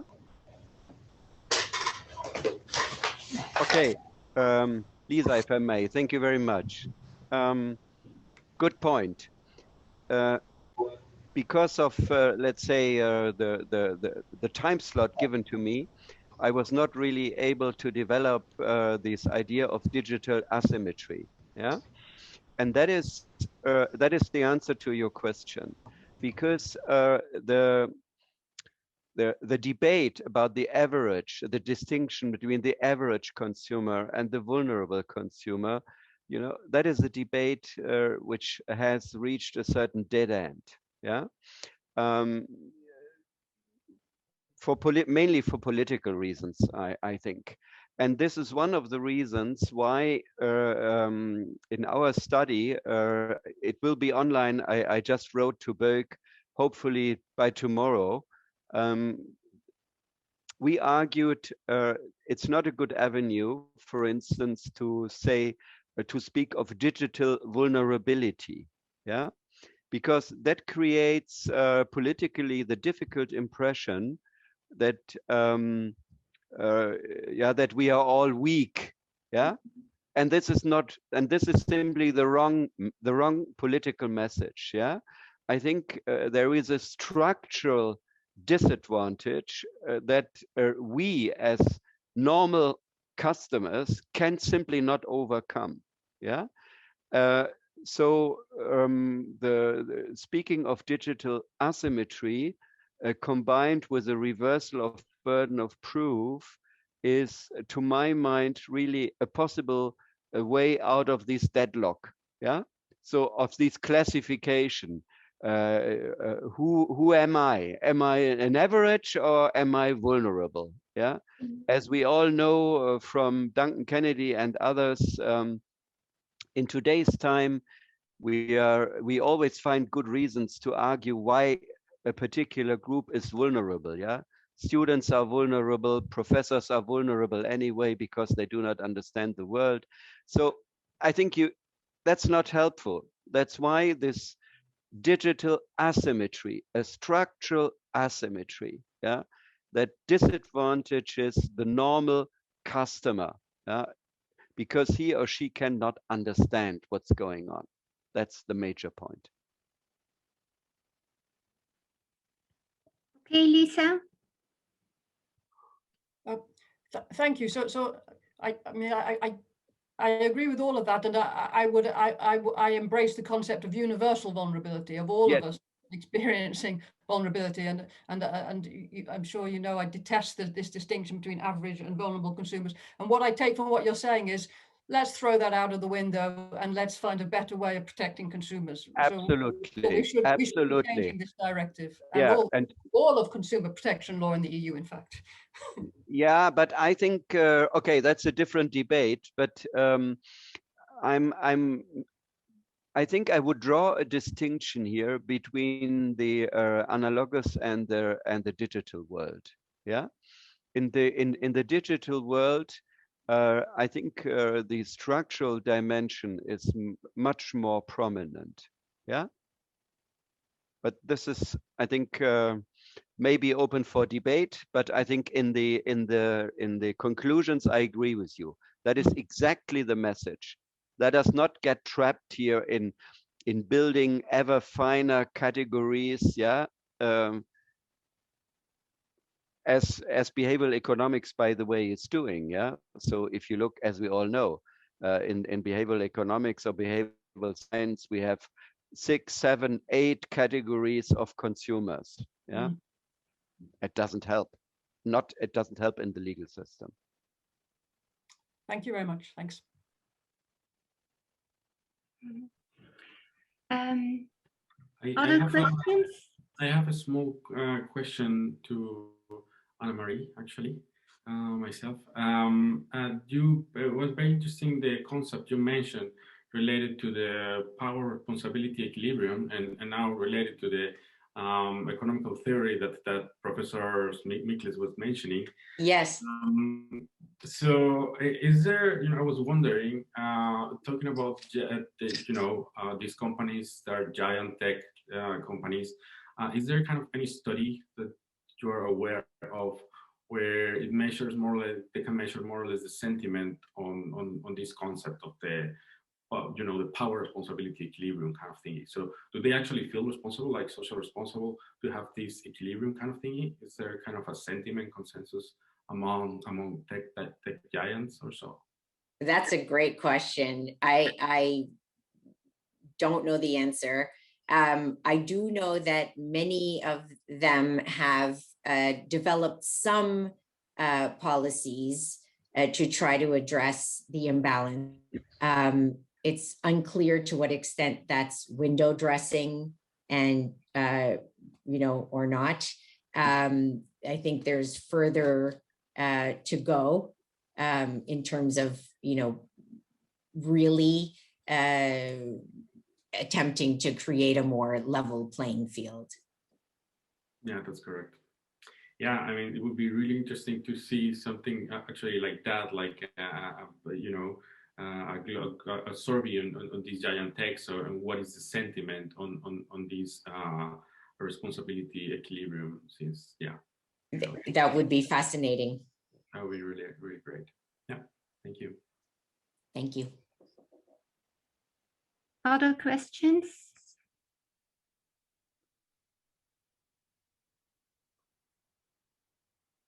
Okay, I will ask a question myself, and in the meantime, you can think of further questions.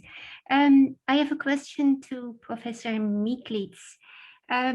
If we use this concept of general structural vulnerability instead of specific vulnerabilities, or a kind of personality trait that makes a person more vulnerable than the average consumer, how would you deal with personalized advertising, targeting specifically those persons who have psychological traits that make it more likely that they will run into a trap, or that they will make decisions that are not well reasoned in response to receiving a certain type of advertising?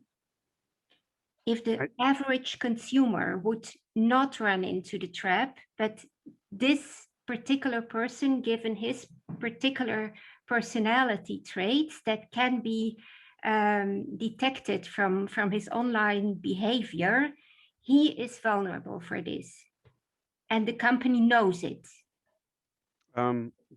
Caroline, I think that is exactly where the power of the reversal of the burden of proof becomes visible. Yeah, because so far, and that is exactly what's happening. And I think Anne-Marie gave examples and others gave examples. You have efforts in research units, universities, to track these kind of discriminations. Yeah, it's a huge effort that has to be made in order to find out exactly what kind of techniques, software programs, algorithms are used to target exactly, let's say, groups that are particularly vulnerable. I use that word with caution. Yeah. Mm-hmm. If you reverse the burden of proof, yeah, you live in a different world, because then what you need are, first of all, guidelines or benchmarks that the enforcement authorities can use, which have to be developed and which do not exist to a large extent. And business, the advertising industry, has to demonstrate that that they abide by the rules. Yeah. So if you have to answer your question, if you have a benchmark saying that this kind of exploitation of particular vulnerabilities is prohibited, then it is for the business to show that they have not done so. Yeah. And that changes the whole environment. Yeah, it changes. I think I'm pretty sure that's an old debate in commercial practices law. Who has the burden of proof? Yeah. Look, Anne-Marie, I was struck at some point you mentioned the word intention. Yeah. So look, as lawyers, addressed to all the lawyers here in the room, it is practically nearly impossible to provide evidence that a company has intentionally discriminated. Yeah, that is only possible when you have whatever WikiLeaks or something like this. Yeah, and that's why it is so important to insist on the structural asymmetry. Yeah, to get away from this element of intention. Yeah. And I would even guess that a lot of companies may not know or will even not like certain discriminatory effects of what they are doing. Yeah. So intention is really, I think, a very difficult category and doesn't help. So Caroline, I think burden of proof, the reversal of the burden of proof, changes the level playing field from scratch. Yeah, it would be a big blow, and it's an old debate in let's say comparative advertising or so. If you go into this, it's also indirect discrimination, another story. Yeah, direct, indirect discrimination. Who has to provide the evidence? These are in practice the crucial questions. Yeah. Yeah. Okay. Thank you. We have reached the moment of the break. I invite everybody who needs it to take a break, but the possibility exists to continue the discussion using the chats. We have a break now for, let's see, until 15:30, and then my colleague Pedro will take over. Welcome back, everyone. I hope you enjoyed the music as much as I did as well. So, and that you are energized back. That you have grabbed a cup of coffee or something. So far, the webinar has been spectacular. So with very nice speakers and a very amazing audience has been engaged with the questions and everything. We have a very broad audience from different sectors and different parts of the world, and very exciting to listen to the following speakers a little bit more into the technical bias, which is very amazing, into experimental setups, and I'm really much looking forward to it. So I'm going to start with presenting the next talk, titled Auditing the Amazon Buy Box by Professor Dr. Krista Wilson. Krista Wilson is an associate professor in the Carey College of Computer Sciences at Northeastern University. He's a member of the Cybersecurity and Privacy Institute and the director of the Bachelor in Cybersecurity program in the college.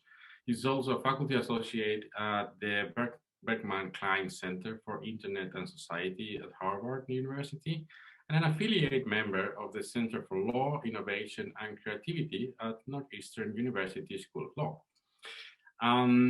All right, so here's the, exactly, perfect. You're right on time. Please, Cristo, you can go ahead and everyone enjoy. Thank you. Thank you very much for the introduction, Pedro. Can everybody hear me and see slides okay? Excellent. So yeah, I'm Krista Wilson. I'm an American and a computer scientist. And a lot of my research focuses on this thing that we call algorithm auditing. So what is that? You know, it's using empirical and observational methods to go and inspect online platforms, essentially to try and reverse engineer how they work and look at the impact of those systems on people. So to give you kind of a broad flavor of this work, we've done a lot of studies looking at things like filter bubbles and political polarization on Google search and now YouTube. Some of the work has focused more on bias and discrimination along gender and racial lines in online hiring. So things like gig economy platforms or resume search engines. And some of this work is focused on markets. So we've done things looking at like price personalization and price discrimination by e-commerce sites, as well as looking into the surge pricing algorithms of Uber and Lyft to see if they were gouging people. But what I want to talk about today is Amazon. So Amazon is a systemically important online marketplace. They're the 800-pound gorilla of the space. And the platform is a fascinating mess of algorithms. You have recommendation algorithms, you have search algorithms.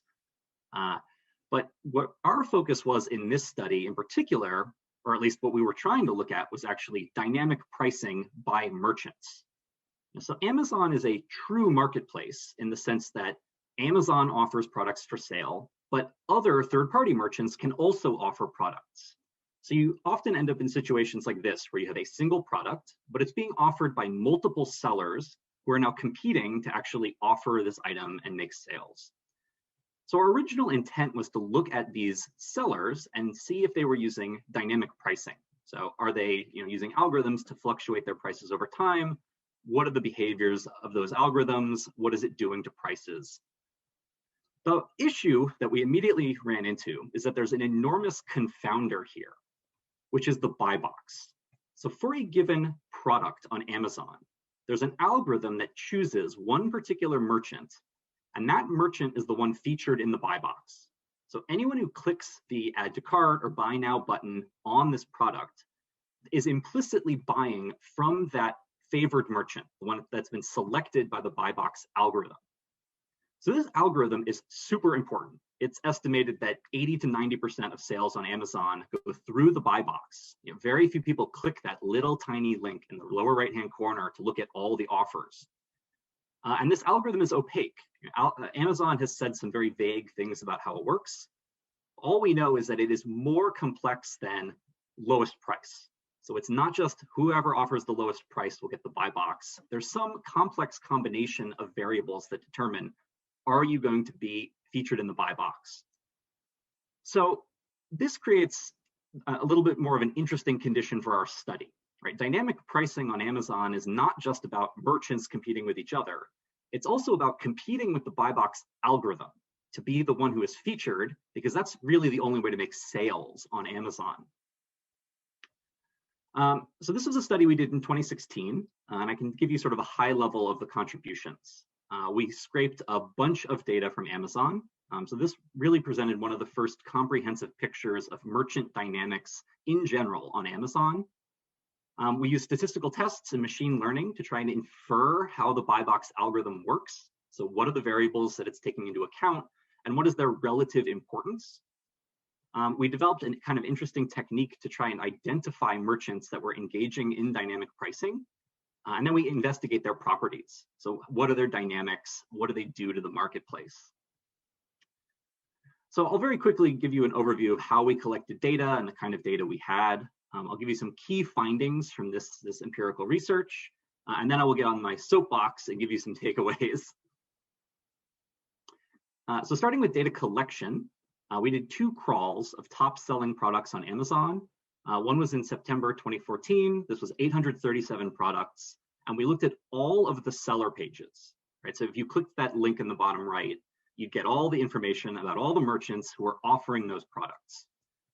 We went back again in August 2015. We crawled 1,000 products, and for this we did it a little bit differently. So we captured the product page that includes the buy box, as well as the first 2 pages of merchants offering the products for sale.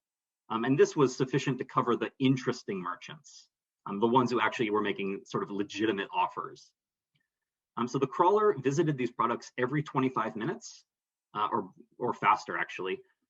So it's fairly highly granular data about dynamics in the buy box and the offers over time. So here's a typical product on Amazon. So what is the information that we're getting? Right, the important things are things like the price that's being offered. Is this a prime merchant? Are they offering free returns?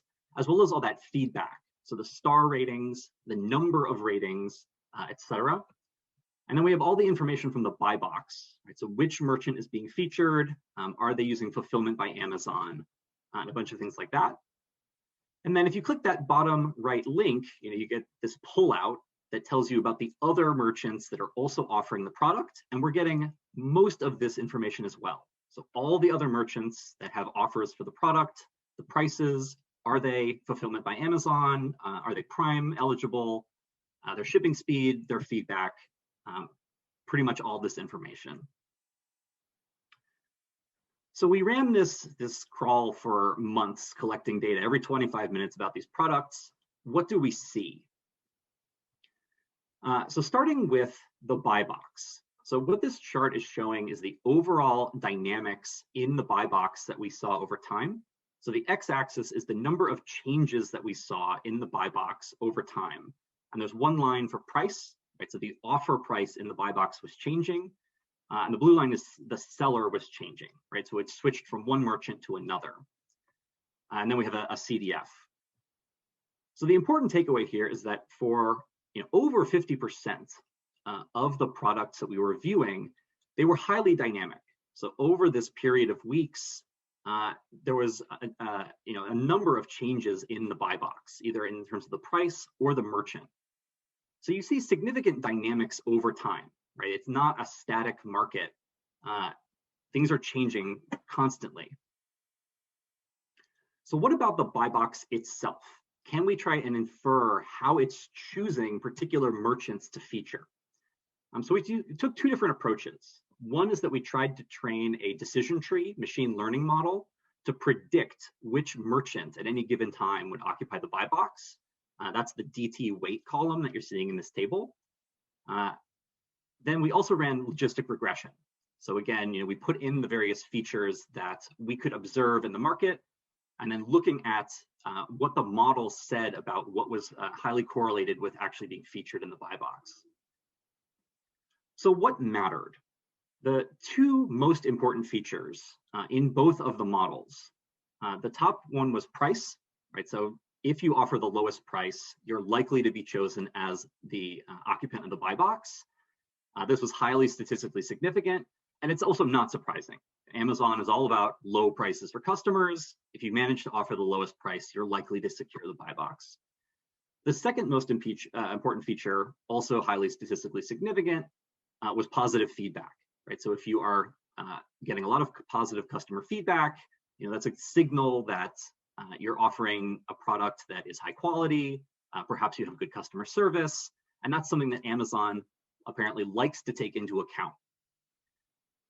Going all the way down to the bottom, so the logistic regression told us that using fulfillment by Amazon, so having Amazon be your logistics provider, is highly statistically significant, but the machine learning model actually didn't like this feature very much because it's not very discriminatory. So what I mean by that is all the sellers who have the lowest prices, they all tend to be FBA. So it matters, but it also doesn't help you choose because it's just a binary feature. You select the FBA ones, and then you have to use additional features to find the actual winner. So one interesting feature that we included is a simple binary variable. Is Amazon the merchant, right? Is this a product being offered by Amazon itself? This does have some weight in the machine learning model. So it looks as if, a naive interpretation here is that Amazon is self-dealing. They've given themselves some amount of advantage. I don't think that's actually the correct interpretation of this. So there's a bunch of features that we know we can't observe. So things like the speed at which you respond to customer inquiries, the stock levels of products, and things of that nature that simply are not visible on the public website. It's likely that Amazon is excellent in all of these variables. So if any of them matter, they're likely to confer an advantage to Amazon that we can't see directly, but that might actually influence the buy box algorithm behind the scenes. So what about dynamic pricing? So what we did here is we used some statistical tests to try and identify sellers that we believe were engaged in dynamic pricing over time. So our key assumption here is that a dynamic seller will adopt a strategy where they take their offer price for a product and they peg it to some benchmark. So we looked at a number of different benchmarks. So you could peg your price to the lowest price amongst all sellers offering that product, or you could peg your price to the second lowest offer price. For example, choose your competitor with the lowest price and then go immediately below them. Or you could potentially peg your price to Amazon's offer price. We also looked at fixed approaches. So you pick the lowest price, let's say, and always go above it or below it by $1. Or you could peg to a percentage. So choose the lowest competitor and then undercut them or go over by some fixed percentage. So our detection approach was the following. So we treat each seller's offered price as a time series.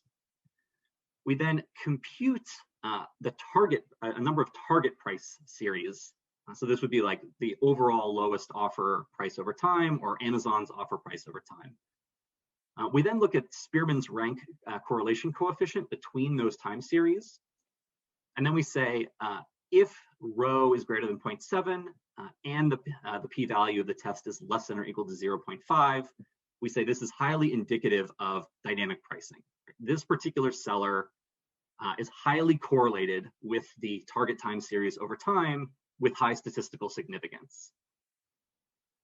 So we ran this test for all of the merchants that we could observe, and what we think we see with high confidence is around 543 of these what we call algorithmic sellers, so sellers that have adopted dynamic pricing. And they were selling around 513 unique products. So that's out of thousands of overall merchants. So the overall fraction of merchants doing dynamic pricing, at least that we could observe, is somewhat small. But they were offering over half of the products that we were observing. So we were observing 1,000 total products, of which 500 appeared to have at least one merchant that was engaged in dynamic pricing. So what does this look like? So these are some time series plots where you have on the x-axis time, on the y-axis you have price. Every line is a seller. In both of these plots, the seller engaged in dynamic pricing is in red. And these are cases where the seller appears to be pegging to slightly below the lowest competitor's offer price, right? So what you see over time is that there are other sellers, right? It's changing from a blue seller to a green seller to a purple seller. And those sellers are engaged potentially in dynamic pricing. Like there's the purple seller who has this kind of downward slope.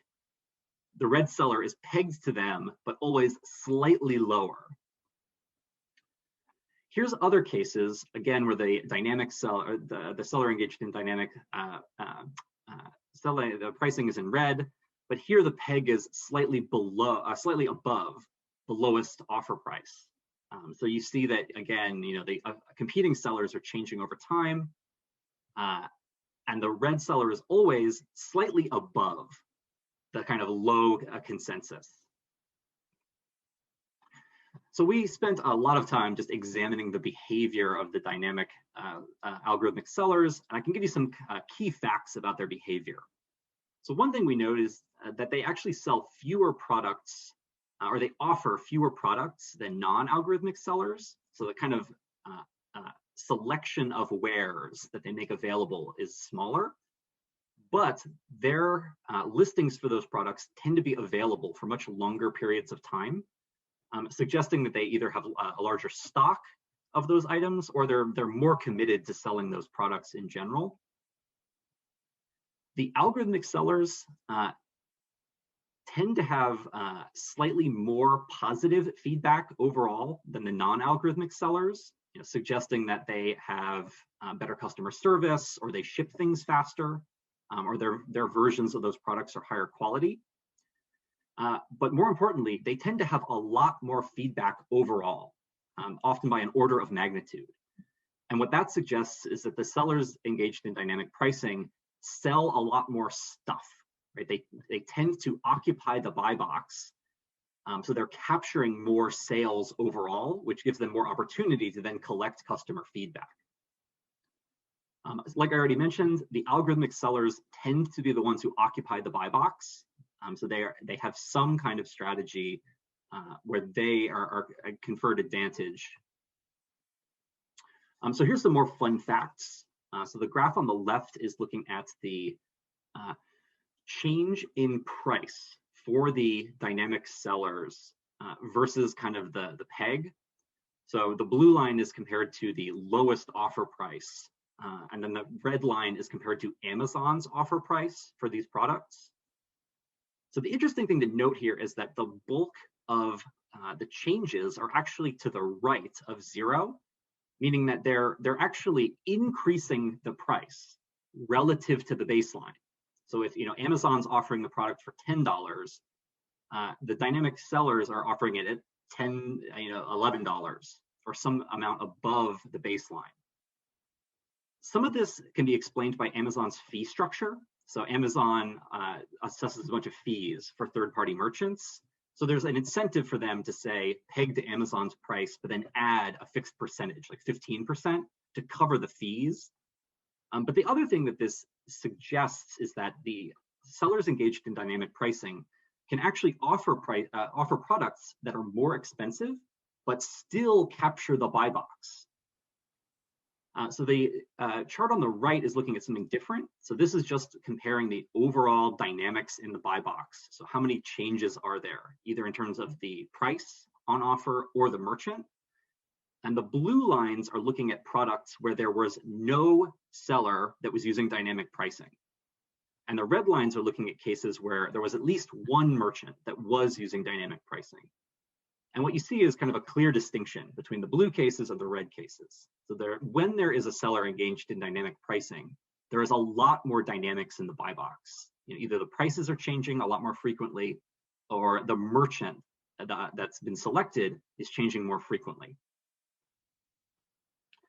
So just to wrap up quickly, so this is, even though this is 4 years old now, this is still one of the only studies I'm aware of where someone took an empirical lens and crawled all this data from Amazon to try and understand what are the actual dynamics of this marketplace. So we used regression and machine learning techniques to investigate the buy box. And some of the things we found are sort of obvious and make sense, like price is the most important feature. But even then, in cases where there are ties, those are being broken by these other things like, do you use Amazon logistics, and do you have a good feedback score? And that creates situations where you don't have to offer the lowest price. You can actually be more expensive, but still secure the buy box because you have an advantage, say, in terms of feedback, and then you will still capture all the sales. So then the other thing we did is we looked at dynamic pricing. So we see that the majority of merchants don't appear to be engaged in dynamic pricing, but the merchants who are have an outsized influence on the market. They tend to be the ones in the buy box, they tend to be the ones making the most sales, and they really drive the overall dynamics on the platform. So just some takeaways I have to spur discussion. I would argue that algorithmic opacity is bad. Just looking at the data, Amazon appears to have a huge advantage in their own market. If they offer a product, they tend to capture the buy box around 90% of the time. But the reason for this is entirely unclear. Is it because they always have the lowest price? No, that's not the case. So is the actual mechanism unfair? Or is this just a product of cumulative advantage where Amazon has the most feedback and the best feedback and the fastest shipping, and things are just sort of naturally advantageous to them? We don't know, but the fact that we can't say whether the mechanisms are fair or not is troubling. I would argue that enabling this kind of dynamic pricing is adversarial to customers. So if you think about buying, like reserving a hotel or an airline ticket online, those are markets that we know are highly dynamic, and it makes people very anxious. You always feel like you're getting ripped off when you reserve an airline ticket. When e-commerce moves to the same kind of model, where it's many merchants, highly dynamic, it creates the same kind of adversarial experience for customers. You have to start using browser extensions like Camel, Camel, Camel to tell you whether the price you're seeing on Amazon at any given time is a reasonable price or not, or if this is some product with highly dynamic fluctuations. I would argue that the buy box system is not a great design because it's winner take all. So it's pretty clear there are cases where people will enter the market, offer prices, products at below market price in order to capture the buy box, accrue a lot of positive feedback, and then that gives them an opportunity to start raising prices kind of above baseline asking, but still have the buy box because of their feedback advantage. So, if you expect the buy box system to tend to push prices down, that's not really what we saw. It actually tends to push prices up. So this is also coupled with the design of the website itself. Everything about the design of Amazon incentivizes you to click the buy now button rather than explore alternate offers from other merchants. So the last point is that there's a lot of opportunity for algorithmic collusion here, either intentionally or unintentionally. As I showed you in some of those time series plots, just looking at the behavior of the merchants, you can see them moving in lockstep, where one will adjust down and the other will then adjust down a little bit more, or one will start exploring upward and the other will explore upward right with it because it's pegged. So even in cases where there's no intent to collude, you see it happening, where all of the merchants tend to drift in one direction at the same time, at the same rate, because they're pegged to one another. So that's all I got. Thank you very much for listening, and I look forward to the rest of the discussion today. Thank you very much, Christo. It was an impressive presentation. I'm always excited to listen to empirical research methods and moreover combining machine learning and e-commerce setup. So I give the floor to questions or comments anyone might have at the moment, maybe in the chat or hand up or something like this. In the meantime, I do. One of the last things you mentioned was that the sellers, they tend to the algorithmic sellers, they tend to lead to one another. So did you find, beyond the characteristics, do you find like proxies or characteristics or properties of those sellers that are actually leading the market? And a follow-up question would be like, are there actually sellers that they are like they're leading the market, So is there any proportion of those? So in terms of overall leadership, it's Amazon. In almost any case where Amazon offers a product, they tend to capture the buy box the vast majority of the time. And the market is geared towards that because Amazon doesn't have to pay the same fees as anyone else. So answering your other questions is hard because we don't know people's reserve prices for these items. They have kind of hidden floors and ceilings. So it's very common to see sellers drop out as the prices start to fluctuate, especially down. Someone will hit a reserve and leave the market, and then leadership will switch to somebody else with a lower reserve, and you don't necessarily know what the dynamics behind that were. It could be that someone hit a low reserve, or it could be that someone sold out and they don't have inventory. So there's elements that we just can't explain. Right. All right. Yeah, I guess it makes sense. We have a question from Philip. Would you like to? Yeah, thanks. Really fascinating presentation, Christo. Really cool. Thanks for sharing this. I have a quick question with respect to your remark about the fact that the buy box tends to push prices upwards, as you explained. So in economic scholarship, oftentimes you would read that, well, generally that can happen, but the idea is that at least under some constraints where you have what's called best response asymmetry, so different consumer groups could appeal to different sellers, everybody will at least at some point in time receive a generous, well-positioned offer with like low pricing. And you basically have to catch it at that moment, but at least you get that option. Is this something that you were able to see as well, that at some point at least people got lower prices, or is that something that you were not really able to find in the data? So this is very hard to capture in the data because we can't see sales happening. We can try and guess if a seller stops making an offer that maybe suggests they sold out. Or, I mean, they could also have just pulled their listing, so you don't know. The other thing you can try to do is if someone has the buy box and their feedback total is increasing, that suggests they're making sales. But there's this time lag, of course, right, between a sale happening and then feedback occurring much, much later. So drawing, straight lines from one to the other is so complex that we've never tried. Right, I guess, yeah, it makes sense. Caroline, you raised your hand. Maybe we can. Yeah, I am intrigued by the pegging system. I didn't know that it existed, but it seems clear that this organizes collusion. I am wondering whether you are aware of any competition investigations into this practice. I am not, but I am surprised that not more of a fuss is made about this. Yeah, I'm also not aware of any investigations. Some of this, I think, is driven by the quality of the tools on offer.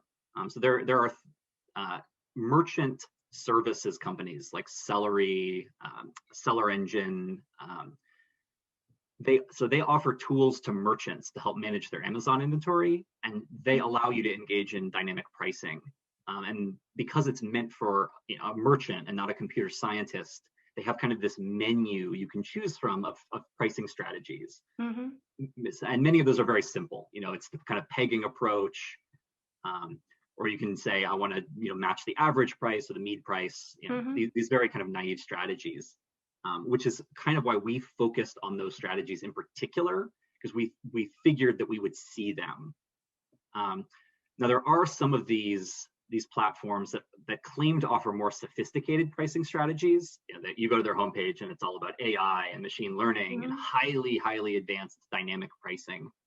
I don't actually know what the quality of those services are, but depending on what they're learning, even in cases where things claim to be highly sophisticated, there's other studies that have shown algorithms will learn to collude on their own, mm-hmm. and this is potentially a case where that could easily happen. Mm-hmm. Yeah, it is generally accepted that when you signal to a competitor that you will raise your price in the coming weeks, that is a form of collusion. So here they do not even need to signal it. It's automatically signaled and the price is automatically adapted. So it's a super model for a collusion. But yes, I have to look into this and search if there is anywhere in the world a competition dispute. Okay, thank you, very interesting. Yeah, in fact, this is super relevant from the competition law point of view, since it's basically practices that we are not very aware of. So we have one more question from Hannah, but can I ask Hannah if you write it down in the chat? Is it okay for you? And then Professor Christo can respond in the chat, and then we move on with the next presentation, titled Algorithmic Affirmative Action, very suggestive, by Professor Dr. Philip Hacker. Philip Hacker is the first professor of the newly founded European New School of Digital Studies, ENS, at the European University Viadriana of Frankfurt. He is professor of law and ethics of the Digital Society and has recently conducted research at the Humboldt University of Berlin on legal implications of machine learning, in particular on questions of transparency, discrimination, and data protection. I give the floor to you, Philip. Good luck. Have fun. Well, thank you. Thanks for the kind introduction, and thank you for having me at this wonderful conference where I have the pleasure to talk to you about algorithmic affirmative action. Now, that's a pretty complicated topic to cover in 20 minutes, so I'll just try to approach this in 2 steps. First, I'll lay some technical foundations, and I'll present a paper that I wrote with a mathematician and computer scientist, where we try to dig through some of the different algorithmic fairness notions that are being tossed around in the literature. And then I'll turn around and ask the question of whether what people are doing in algorithmic fairness research is actually legal. And that's much more work in progress, and I'd really appreciate your comments, obviously on both parts, but particularly on the second half. Now, starting right away with some of the technical foundations, we as lawyers, I'm trained as a lawyer, I should mention, we as lawyers might wonder, why should we even care about algorithmic fairness if we have non-discrimination law? And I think one pretty straightforward answer is that, you know, there's not only this huge computer science literature that's super interesting in itself, but also we have a massive, probably a massive enforcement problem in terms of non-discrimination law in the digital society. Because of all of the proxy variables that are being used, people don't have access to the data and the algorithms. And so in the end, nobody really knows what's going on. And research like the one by Krista that was just presented is really great to see that in some areas we can now shed a spotlight on what's happening in certain algorithmic systems, but it's really rare to see this. So algorithmic fairness, I think, is a great tool because it is the attempt to encode legal and societal values at the very code level of the machine learning model itself.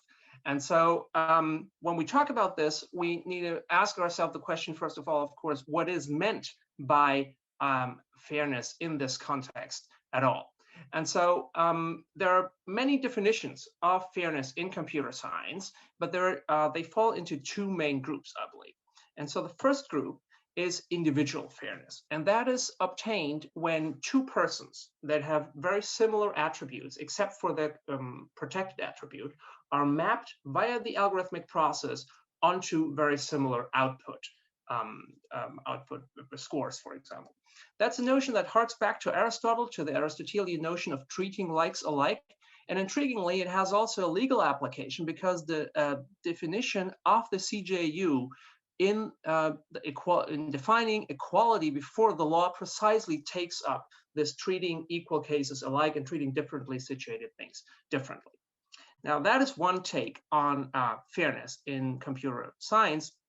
The other one abstracts from this individual notion and looks at the group structure. It's called group fairness, and there are different definitions for this as well in computer science, but one of the most important ones is called statistical parity. And that is obtained if you have the same positive selection rate for each protected group. So basically, whether you are positively chosen or not does not depend at all on your group membership. It's an outcome egalitarian concept and less meritocratic, therefore. And it also has this important legal connotation, because if you treat or all of the protected groups statistically in exactly the same way, it's almost impossible to find indirect discrimination. Now, the interesting thing, as so often in life, is that you cannot have your cake and eat it too. Because generally speaking, when you have different base rates, different distributions between the different protected groups, enforcing more group fairness will usually lead to less individual fairness. How this you can visualize is if you think of 2 groups having 2 different group distributions, and now you want to approximate these group distributions. And by doing this, you enforce group fairness, but at the same time, 2 persons that were pretty close together before are now separated to a significant degree, violating individual fairness. And that's not only a technical feature, but it's also interesting because it mirrors basically the debates from social justice and from algorithmic action policy that we've had in the debates in the last decades in precisely these issues, individual equality versus group-based notions of fairness. Now, because we have this trade-off also on the technical level, I teamed up with a computer scientist and a mathematician, and we developed a model to bridge this divide to a certain extent between these different fairness notions. So what we did is to develop a model that continuously interpolates between specific measures of individual and group fairness. How do we do this? Well, we first construct what's called a barycenter of group distribution. So it's basically an intermediate distribution, like an average distribution between the different distributions of score distributions of the different protected groups. And this average distribution can then be achieved to a certain extent, to a more greater or to a lesser extent, by introducing a parameter that's called theta. And theta runs from 0 to 1 and basically defines the extent to which we map individual or group distributions toward that barycenter. So you can imagine if we choose theta equaling 0, then we just leave the group distributions as they are. And that means that the individual differences between the different individuals are fully preserved. Whilst if we choose theta equaling 1, then we map these different group distributions fully onto the barycenter, fully achieving statistical parity. And we can choose any value of theta between 0 and 1, therefore kind of like on a sliding scale, scaling between more individual and more group fairness. And that's kind of makes this model to a certain degree, I think, attractive for developers who might have to negotiate different scenarios in which one or the other fairness metric seems more or less desirable. And also as a regulator, you could use it in order to say that, you know, in some contexts, perhaps more of a group fairness and in other more of an individual fairness would be the required legal yardstick. Now, we also use a technical feature that from mathematics, optimal transport theory, just to tell you that in this mapping process from one group distribution to the next, we lose as little information as possible. So how does this look like in practice? We evaluated this on a real data set, the LSAT data set, which contains more than 20,000 LSAT scores, so law school admissions test scores of different individuals. From the US. And we have two groups in the descriptive statistics that stand out here. The first group is the blue one, and those are the white applicants who perform significantly above average. And then you have a second group, the red group here, and those are the black applicants who perform significantly below average. Now, what do we do with this? If you think that this just basically mirrors individual capacity and potential college performance, then you can choose theta equaling 0 and nothing changes. However, you might have noticed that, for example, the University of California has recently disabled the use of SAT scores for university admissions through 2024. And this is precisely because I think there are good reasons to believe that these generic test scores, at least to a certain extent, also reflect socioeconomic and historical disadvantages. And if that's the case, if that's what you think, but you still think that these scores have some predictive value, and you could think about these scores also alternatively as any kinds of predictions of a machine learning system. It doesn't necessarily have to be LSAT scores, could also be the price distributions, for example, between different consumer categories that are captured by these scores. So if you think that there's something wrong with the fact that they differentiate between different protected groups, then you can choose higher theta values approximating these scores on a linear scale, 0.5 here, or even making them fully match, choosing theta equaling 1. So this is something that we can do technically in a fairly convenient way for different scenarios. But the big question, of course, for us lawyers is then, is it even legal to do this? And that's going to be the second part of my presentation here. And I can only, of course, scratch the surface in the remaining minutes that I have, but I just want to mention that there are generally two dimensions that can be problematic when it comes to the application of such algorithmic fairness tools. The first one is data protection law, and I will not spend more time on this because we'll have a certainly intriguing presentation on precisely this topic, I believe, tomorrow by Frederick and a co-author. So let's switch then to anti-discrimination law and the question of whether the enforcement of group fairness parameters could run afoul of affirmative action doctrine or positive action doctrine, as it's called in EU law. And you might know that in the US, there's a significant debate about the extent to which affirmative action doctrine limits the capacity for algorithmic fairness tools. And I think there's a certain lack of that, of trying to find where EU law actually differs from or runs in parallel to US law in this context. And this is precisely where I want to try to show you some findings of work in progress. So to fully appreciate these differences, however, we need to make one final distinction with respect to algorithmic fairness procedures, and that is the moment at which these interventions take place. First of all, we have procedures that are post-processing. So basically, you take the output of any given machine learning or other model, and you then modify the output distributions, and that's precisely what we did with our model, right? You can do very similar things with respect to the data that is being fed into the model. So usually, those are the training data that are used for training the machine learning model, but you could also use the application data and just run some modifications on these data sets. And that's then called a pre-processing approach, because it's before you actually start the processing of the data. And then finally, you could also add usually some regularization constraints, parameters in the loss function, that is the function that determines the way in which the machine learning algorithm actually works and optimizes itself. And that's then called in-processing, because during the processing, you are changing the parameters and you're advancing a fairness conscious notion of learning. So the big question, of course, is if we have these three different approaches, pre and then post-processing, how do they map onto what little jurisprudential guidance we have from the CJU? Now, when we look at the CJU case law, I believe there is a big divide between two cases, namely Marshall and Bodek, that shows that we have to distinguish two scenarios. Either we're already in the selection phase or we're before it. If we're in the selection phase, then it means that we have to deal with we're dealing already with some kind of pre-final results, and we're then running algorithmic fairness strategies on these pre-final results to change these results and to change the ranking. We're basically doing a re-ranking.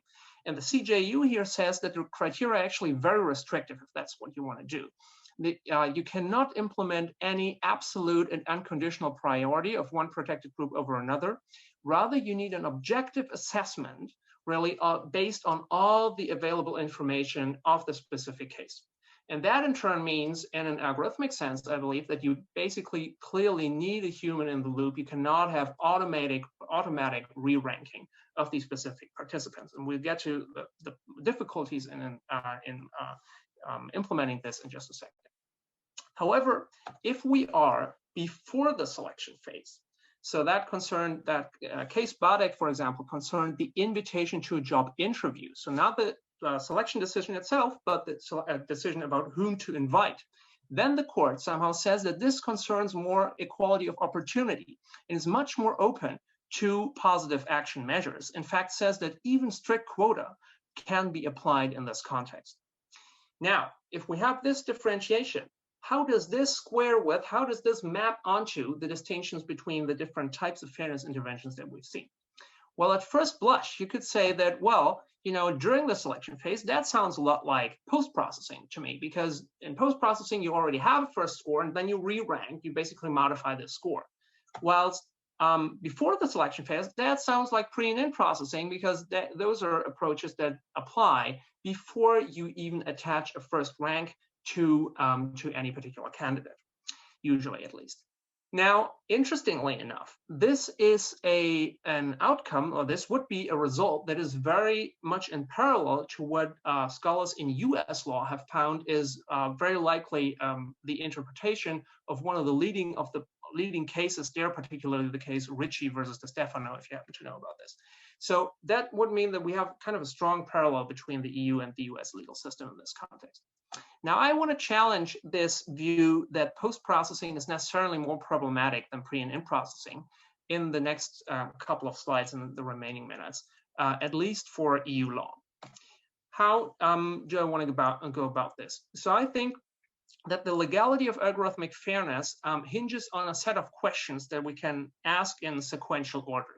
So first of all, we have to ask, well, are we in a pre-selection process or are we dealing with final selections? And if we're in a pre-selection process, for example, we have a candidate screening tool that just selects people for invitation to an interview, then in the EU, under the BADE case, we're actually good to go. We can, I believe, implement pre, in, and post-processing approaches, implementing stricter group fairness, for example, because as the CJU said, you know, even strict quota would be possible there. But that is kind of a peculiarity of the EU legal system. I'm not a big expert on US affirmative action law. If anybody, you know, has any hunches on whether there is a parallel case there, I'd be most interested in knowing about it, but I haven't seen one.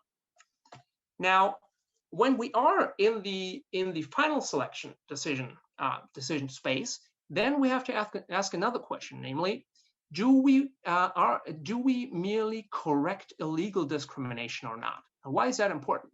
So think about if barring the algorithmic fairness intervention, the outcome of the algorithmic process would amount to illegal discrimination, non-justified discrimination. In that case, I believe it must be possible through in, pre, or post-processing approaches to modify this outcome in order to make it compliant with non-discrimination law. Why is that the case? Because otherwise the law would really, or say users of these models would be really in a legal dilemma. They could not use the scores as they are because that would amount to discrimination liability. But at the same time, they cannot correct these scores either because that would run afoul of positive action or affirmative action doctrine. That I think is quite paradoxical and cannot be a good logical outcome of the law.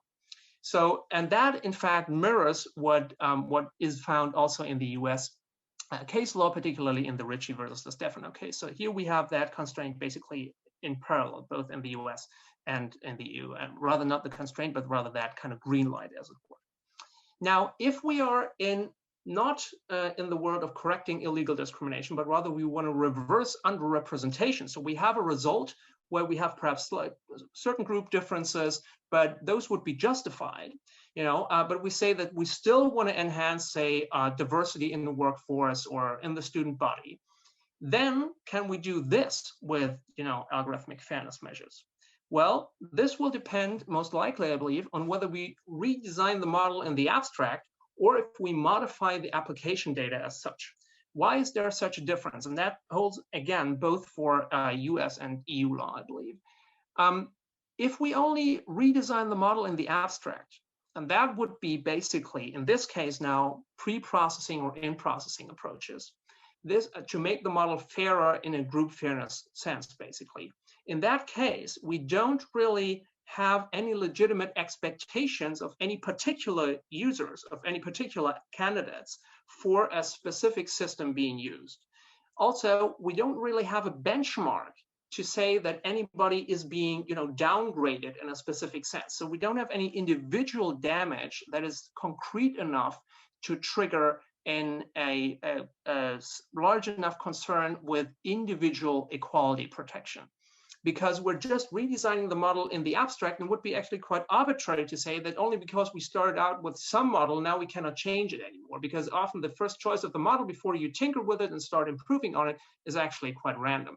So this kind of arbitrariness that would make us stick with the given model, that in my view is also a pretty bad standard for the law. And in the US law, I might mention that there is a passage in Ritchie versus Stefano which can be read precisely in this way as allowing this kind of tinkering in the test design stage. In the EU, I don't see a particular case that would actually allow this specifically, but I think that for the reasons that I just expounded, I think we should have the same rule here. So the big question then is, what about if we cannot change the model anymore? For example, we've bought the model from somebody else, and now we apply it to specific candidates, and we find that, oops, the results that we get, they're not illegal, but we still want more diversity than we get. Can we do this? And that's, I believe, where, generally speaking, we could think about, you know, this being a problem where post-processing most likely is going to occur, or where the restrictions of the Kalanka case are going to kick in. Now, I want to highlight that I believe that to the extent that we modify the application data, first of all, it should not matter whether we use pre-processing, in-processing, or a post-processing method. If we apply it specifically to application data, we should not make any difference between these different interventions because mathematically speaking, you can do exactly the same thing pre, in, and post-processing. For example, you can enforce statistical parity fully in all of these scenarios. And also normatively speaking, I believe that it shouldn't really matter to those candidates whether their data is being modified before or after it's thrown into the machine learning pipeline. Now, what then are the constraints? I believe that I would argue for an attenuated Marshall standard, and that's the very last slide that I'm going to show you here.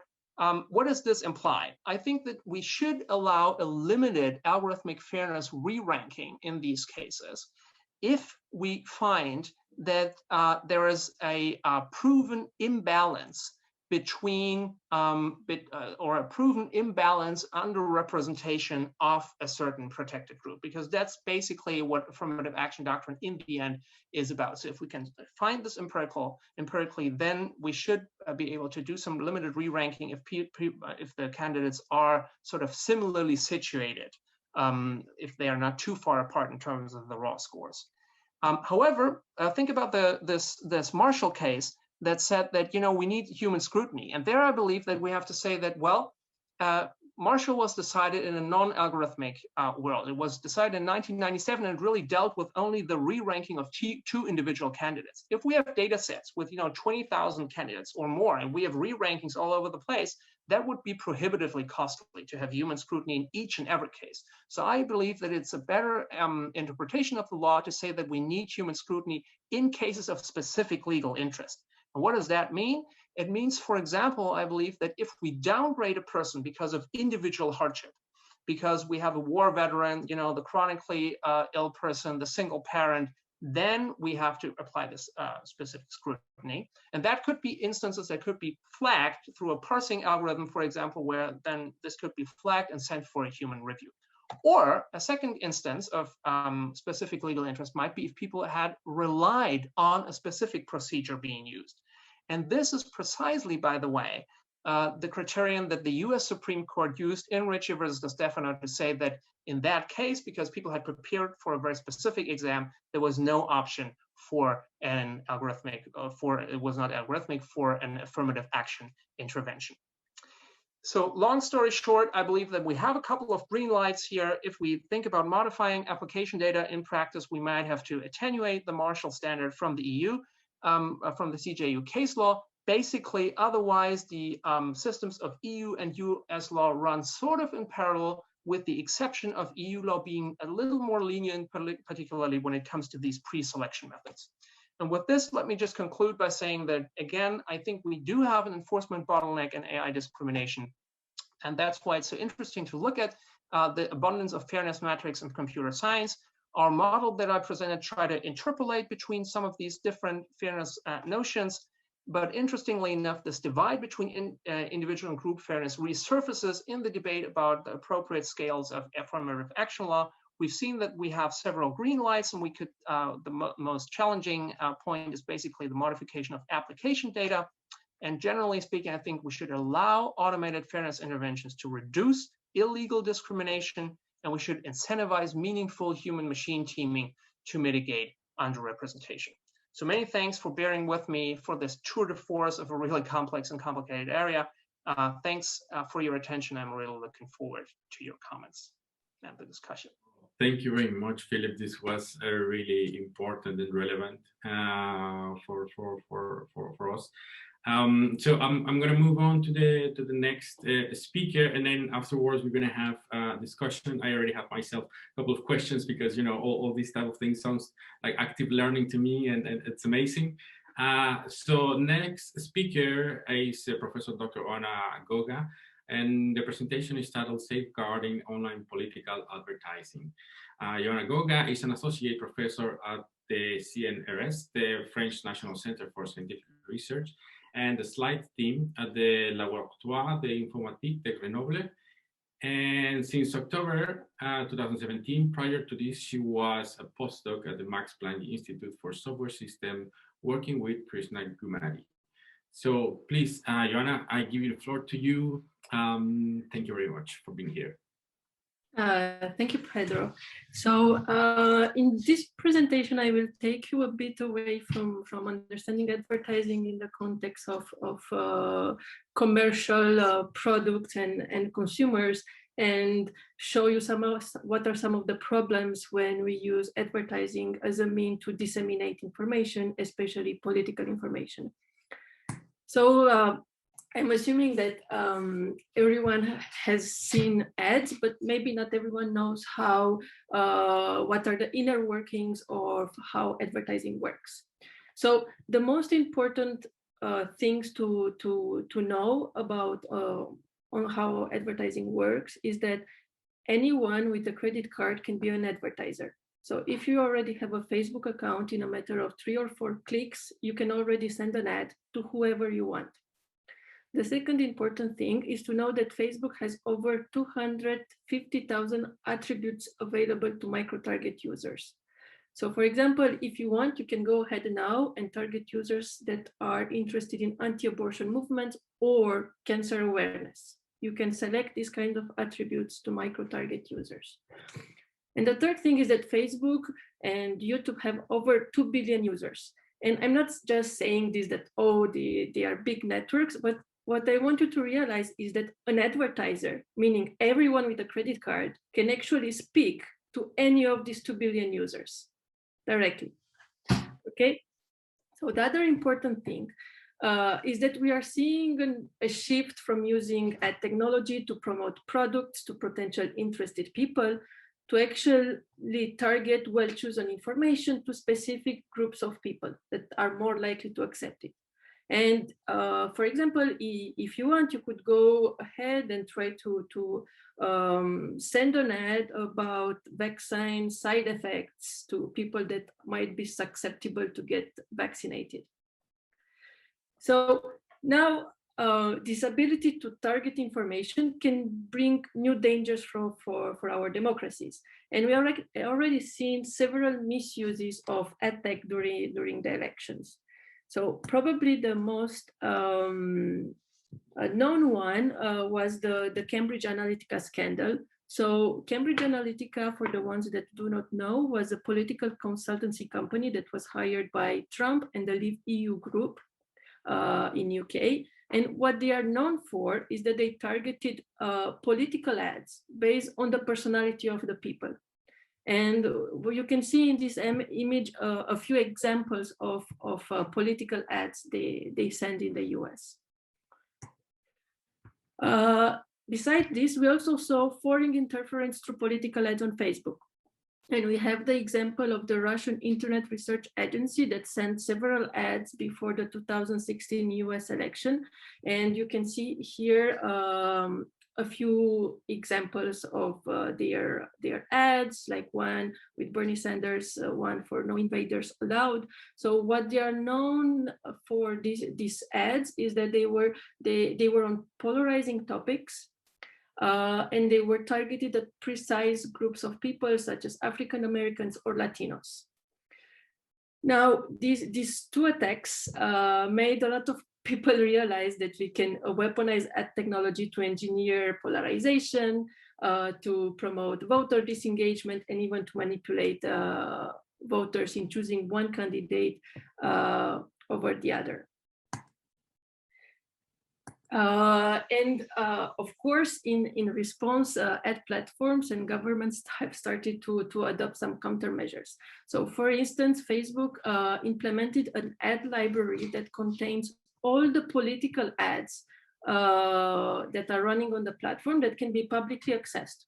And they also put a bunch of restrictions, such as same country policy, meaning that to be able to send a political ad to someone, you need to reside in the same country with the person.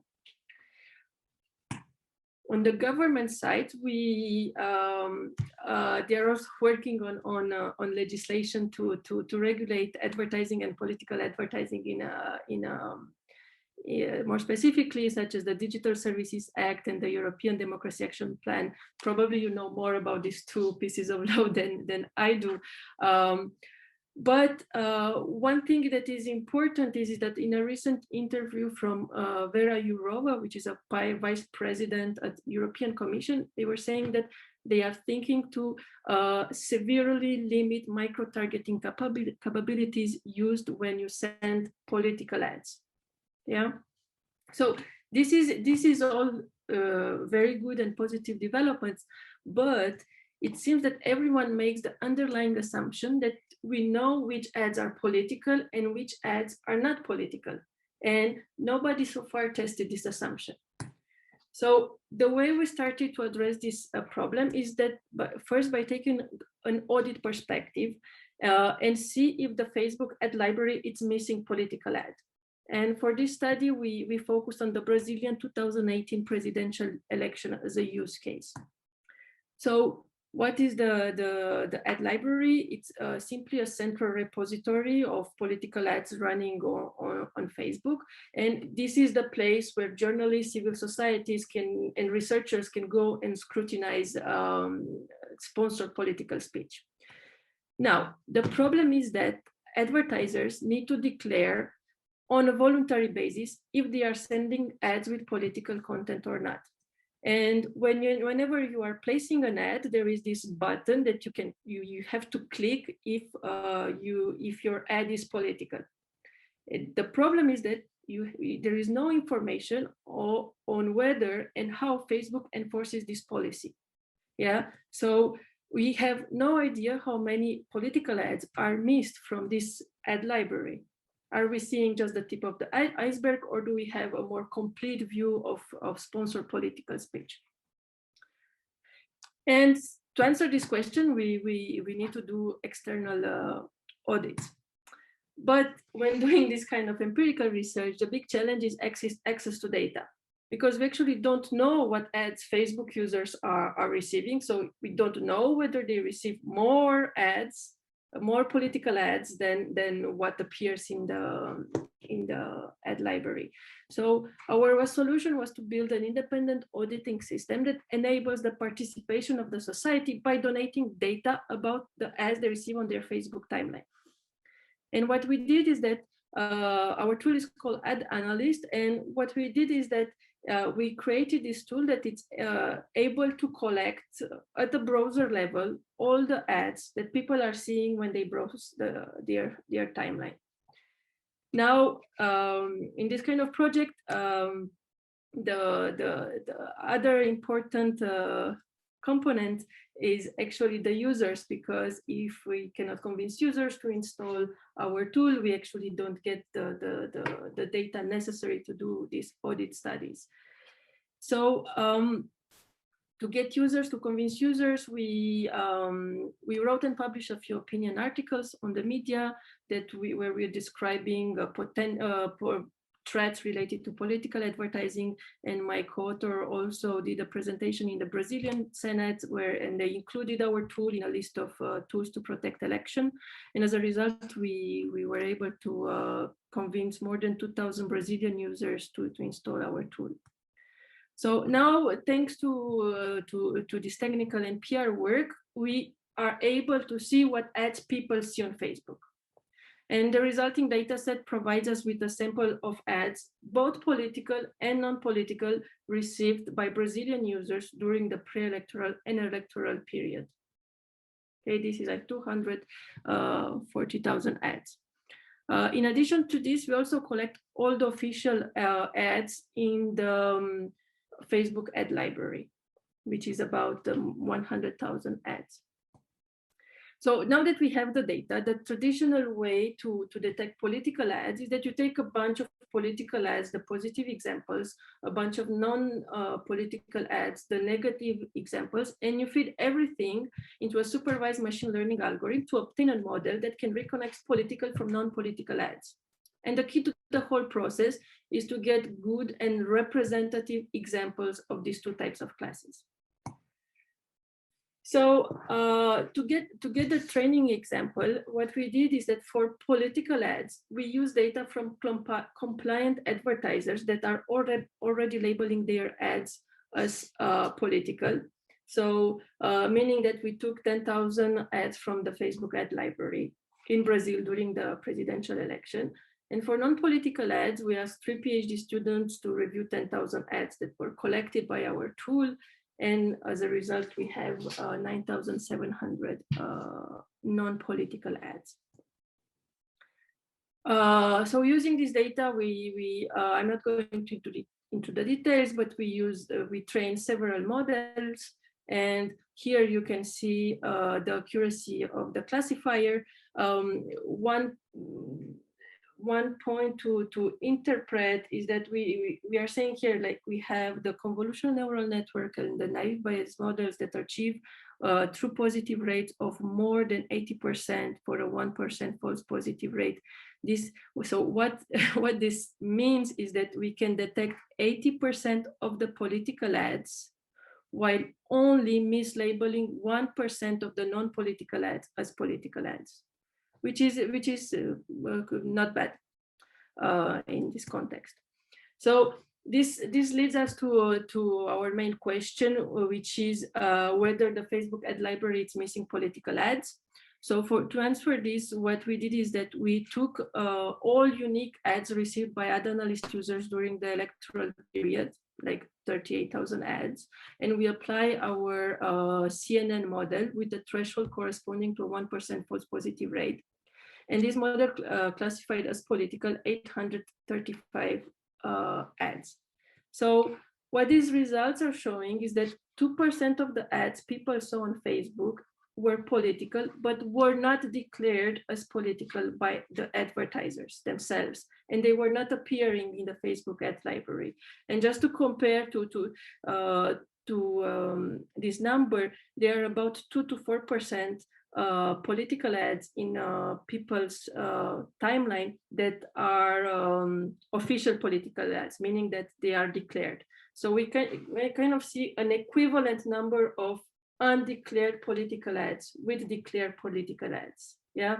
So going back to the question whether the Facebook ad library it's missing political ads. Yes, it missed a considerable amount of political ads, at least in Brazil during the 2018 presidential election. Okay, so what we until now we brought proof that the Facebook ad library is missing a lot of political ads, but we actually did not bring proof that we can reliably detect political ads. So until now, we were happy to detect some of political ads, but we did not show that we can detect all political ads. What we said is that we take a bunch of political ads, we train a model, and we can find other similar looking political ads. But we did not actually sit and ask the question, what is a political ad? And if the ads that we took as input are representative of all political ads. So let's see what is a political ad first, the definition. So Facebook defines a political ad as an ad made by, on behalf for, or about a candidate for public office, a political figure.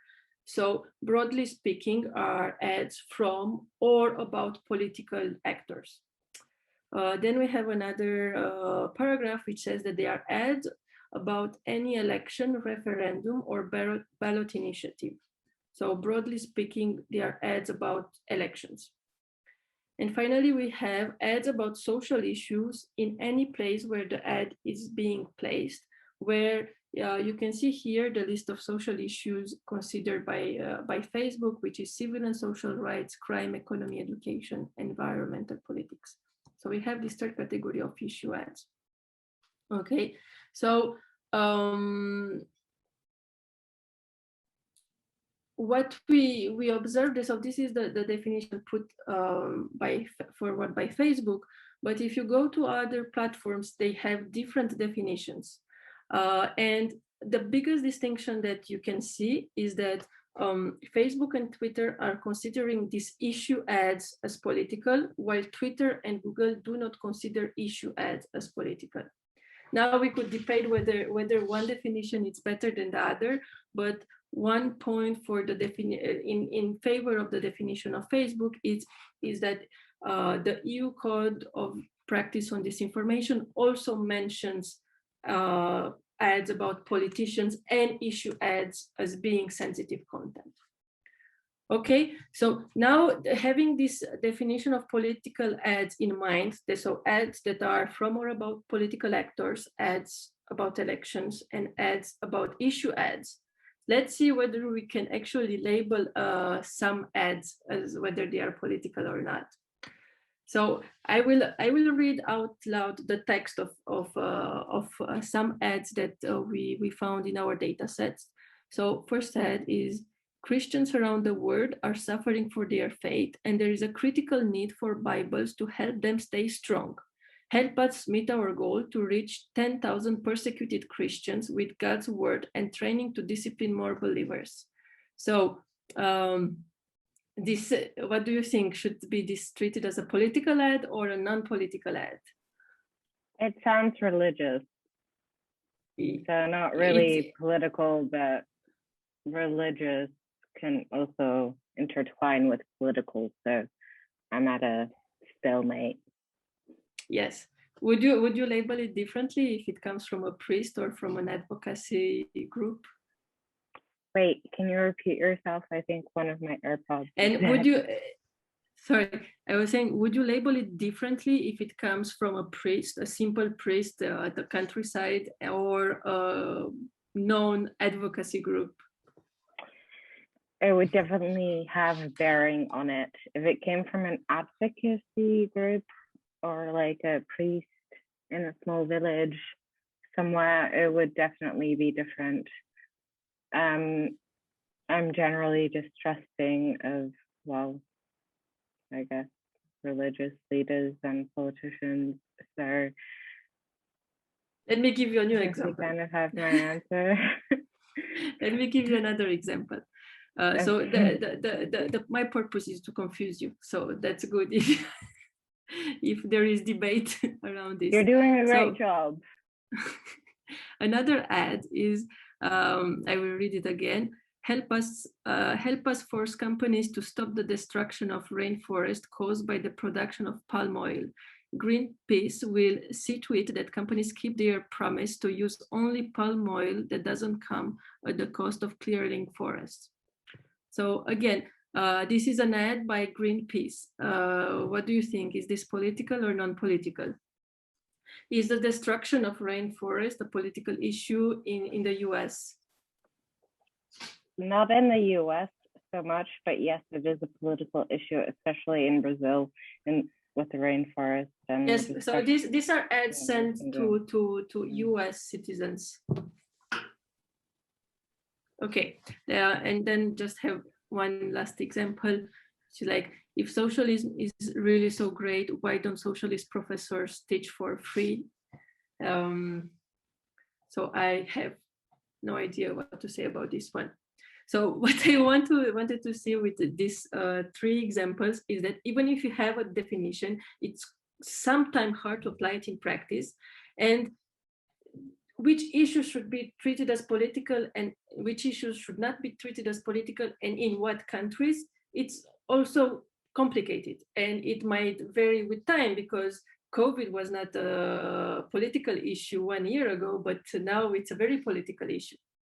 Okay, so now you might see that I say that I cherry picked these examples, but what we did is that we had access to a data set from ProPublica and Quartz, which had 55,000 ads that were labeled as political by at least one user. So ProPublica, they were having an extension similar with us, but they were also allowing users to vote whether an ad is political or not. So by analyzing this data, we discovered that people disagree on more than 50% of the ads. Yeah. So whenever someone says that it's political, there are many others that say it's not political. And whenever someone says it's not political, other people say that there is political. And we went even further, and we see that there are significant differences between what advertisers label as political and what volunteers label as political. And we see that advertisers underreport issue ads, especially if they are about economy and civil rights, and volunteers underreport social issue ads, especially if they are about civil rights and health. Yeah, so what we see with this study is that issue ads are the big troublemakers, because on one side, some issue ads address very political content, such as abortion laws in the US. But on the other side, you have all these ads from non-governmental associations that are addressing humanitarian issues, such as asking for donation to end world hunger, which are also about issue ads. But the question is now, should both of these kind of ads be treated equally? And should both more political ads and these humanitarian issue ads be subject to the same restrictions? And I'm referring back to what the European Commission is trying now, and they are discussing restrictions for political ads. Yeah.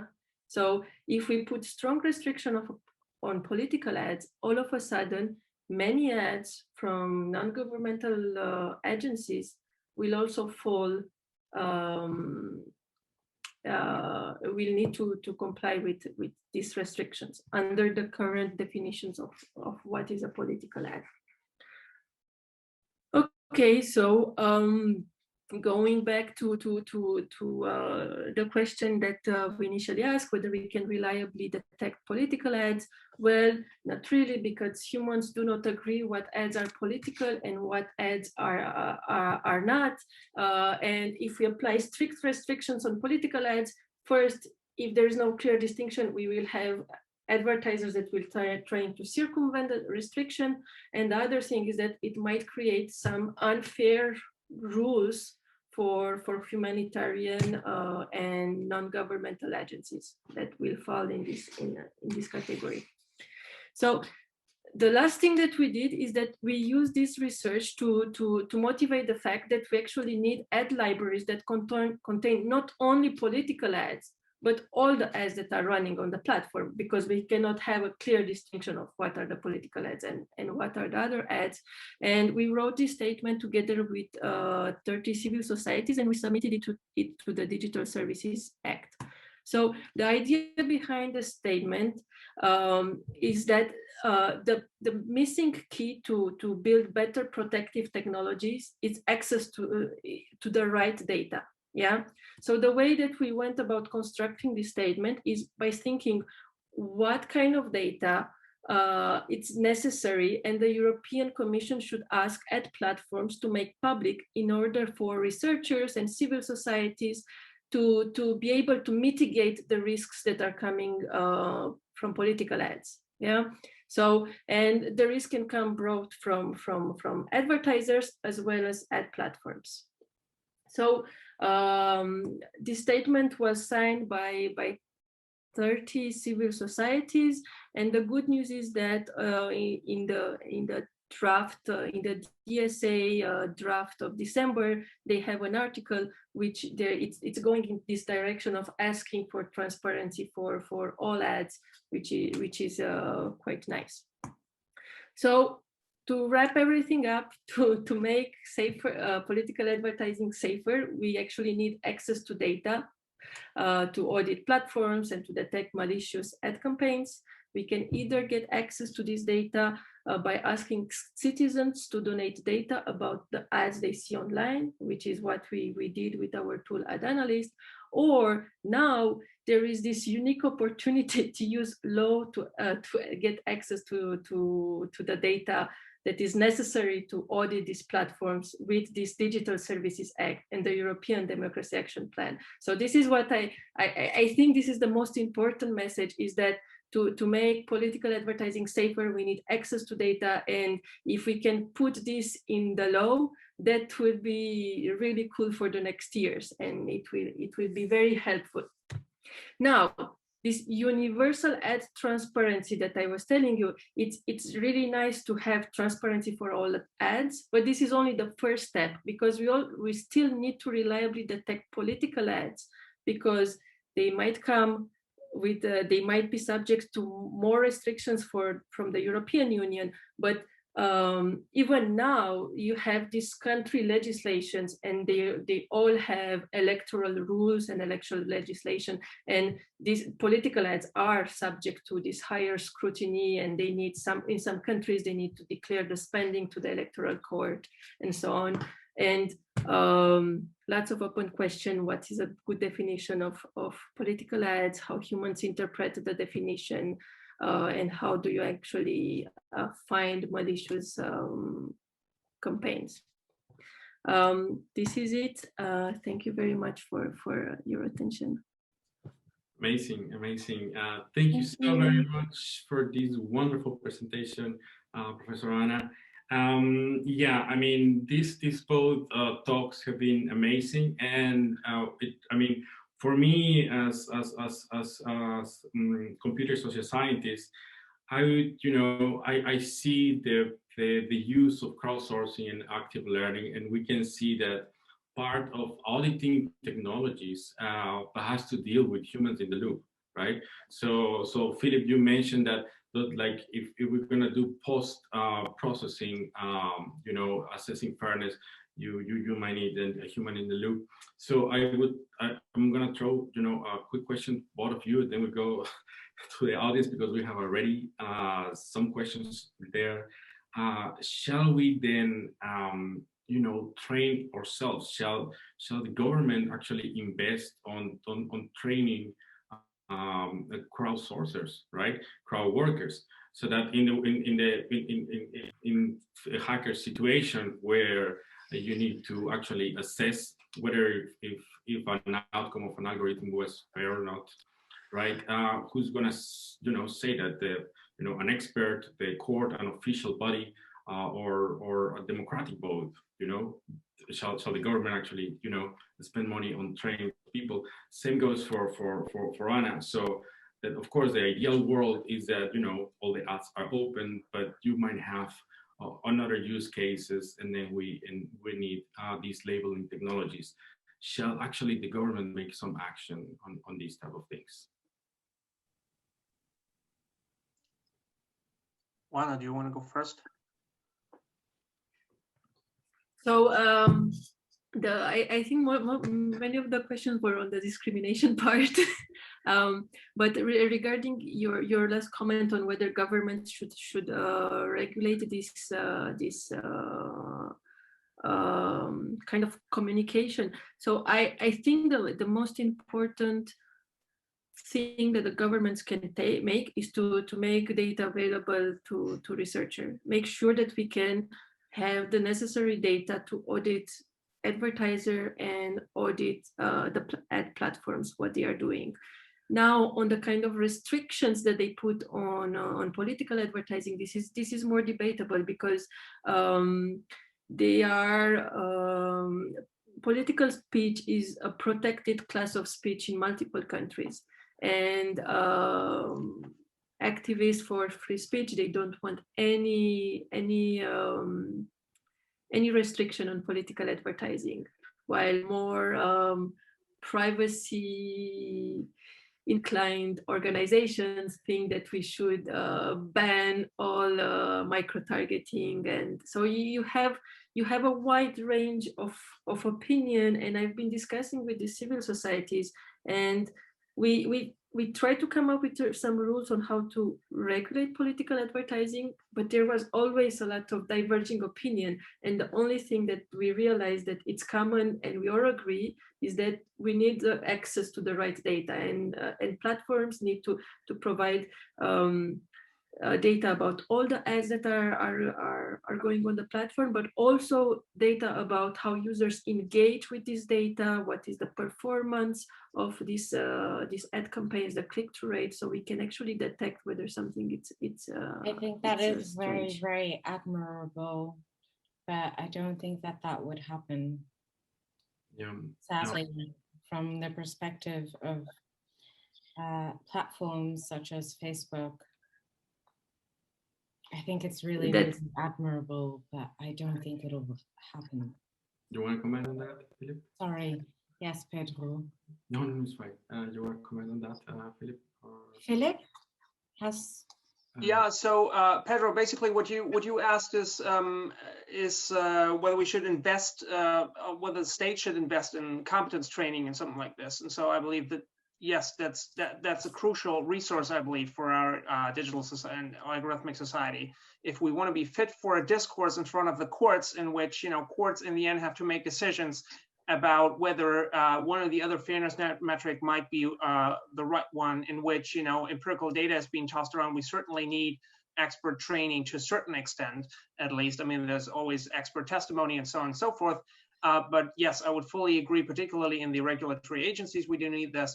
And also, of course, in the companies who are doing this. By the way, Krista Wilson has, interestingly enough, a recent paper on precisely candidate screening and how to implement kind of human oversight in this setting, which is now at the FACT conference. So just a pointer toward that, a really intriguing paper of how to implement some of these oversight mechanisms there. I've also seen that there was a question by Lisa Weddington that I could pick up on. Can you repeat the paper name? Catalina. The Christo's paper. I can't remember the paper name, but if you just look at his, if you just look at the FACT papers, it should be for the current FACT conference. It's there. Or if you just Google Christo, I think you'll also find it. Or maybe if he's still there, he can also jump in. Yes, Katarina, you want to go ahead? Yeah, just a few questions. So first of all, thank you so much, Philip. Very nice to see you again. And thank you so very much for accepting this invitation and for speaking to us about your wonderful research. Very nice to meet you, Juana, as well. I actually have two questions for Juana, if I may.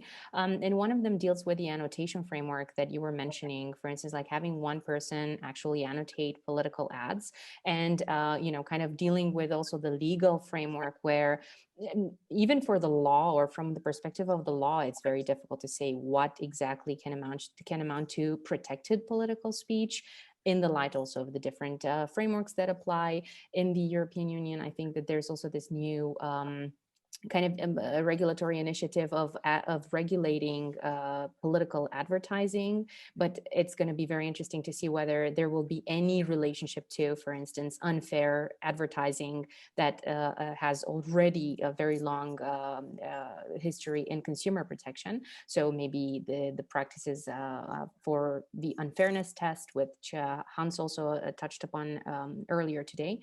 So my first question is, how to actually deal with annotation and how can we improve annotation standards so that we can more accurately be able to understand whether we're speaking about compliance or any kind of measurement that touches upon natural language processing. How can we improve that? And then the second thing, and this goes to the core of my own research on content monetization. So we have these ad archives, but now we have human ads. So we have people who advertise, who become vessels of advertising. And this kind of opens up a new model, a completely new business model for advertising that is growing and it's becoming more and more popular. So I was wondering what exactly, for instance, from the practices that you've noticed could also be used as a bridge towards this type of advertising, which entails, for instance, influencers or content creators monetizing in a hidden way and therefore engaging in hidden advertising, the kind of content that they promote on, for example, social media platforms. I see. So thank you, Catalina, for the wonderful questions. So for going to the first question is whether we need kind of training and how we could obtain political labels for political ads that are of better quality. So there are two problems. One is that the current definition of political ads, especially the part about social issue, it's too broad and vague. And when you say, oh, all ads are about civil and social rights or environment, it can apply to everything. Yeah. So and then there is a lot of the subjectivity of the person labeling that it plays a really big role. So I think one thing to make the distinction more clear is to have more precise definition of what we mean about issue ads. Yeah. Are humanitarian ads about asking for donation to save starving children in Yemen something that is political or not? And I think we need to dissect this issue ads maybe in advocacy and ads that could directly or indirectly influence elections or politics, and ads that their intention is just to save some groups of people or some causes. And I think that would go a long way into reducing the disagreement between different users. Now for the training of these human annotators, I know that I think they become, I mean, Facebook, they do train them, but we don't know how they are training them. These guidelines are hidden. What we are doing now is a series of tests where we give humans different definitions of political ads, and we put them in different conditions where we say, oh, other people voted this ad as political or not. And then we are trying to see how this influences their decision, or how their political leaning is influencing the decision of labeling an ad or as political or not. So we are trying to do these experiments to see to which extent the instruction we give are influencing the humans, the labelers. For the second question, it's about this hidden advertising. I think you are referring to product placements on YouTube, for example, where influencers are just presenting some products, and they even did this thing with Bloomberg. It's Bloomberg. Yeah, I think that Bloomberg paid a lot of influencers to talk about his campaign, and this was not disclosed at political advertising because everything was done behind. So I think there is indeed it would be a good idea to extend the definition of what counts as political advertising to account also for when you paid influence, like when an influencer is getting paid, they should disclose this, at least to have this kind of rules in place. Did I answer your question? Yeah, thank you very much, and thank you for your presentations once more. Amazing. So this is exactly what we, we can have some thoughts that indeed we humans, we in certain occasions we're really bad at annotating because we don't decide such, right? Either in annotation or either deciding whether if something is discriminatory or not, or whether if it's fair or not for certain group or not. So that's why also Philip was mentioning whether, the distinction between the group fairness and the individual fairness. So this is kind of ongoing fight. Do you think, guys, as a matter of wrapping up as conclusion, we gonna have a consensus on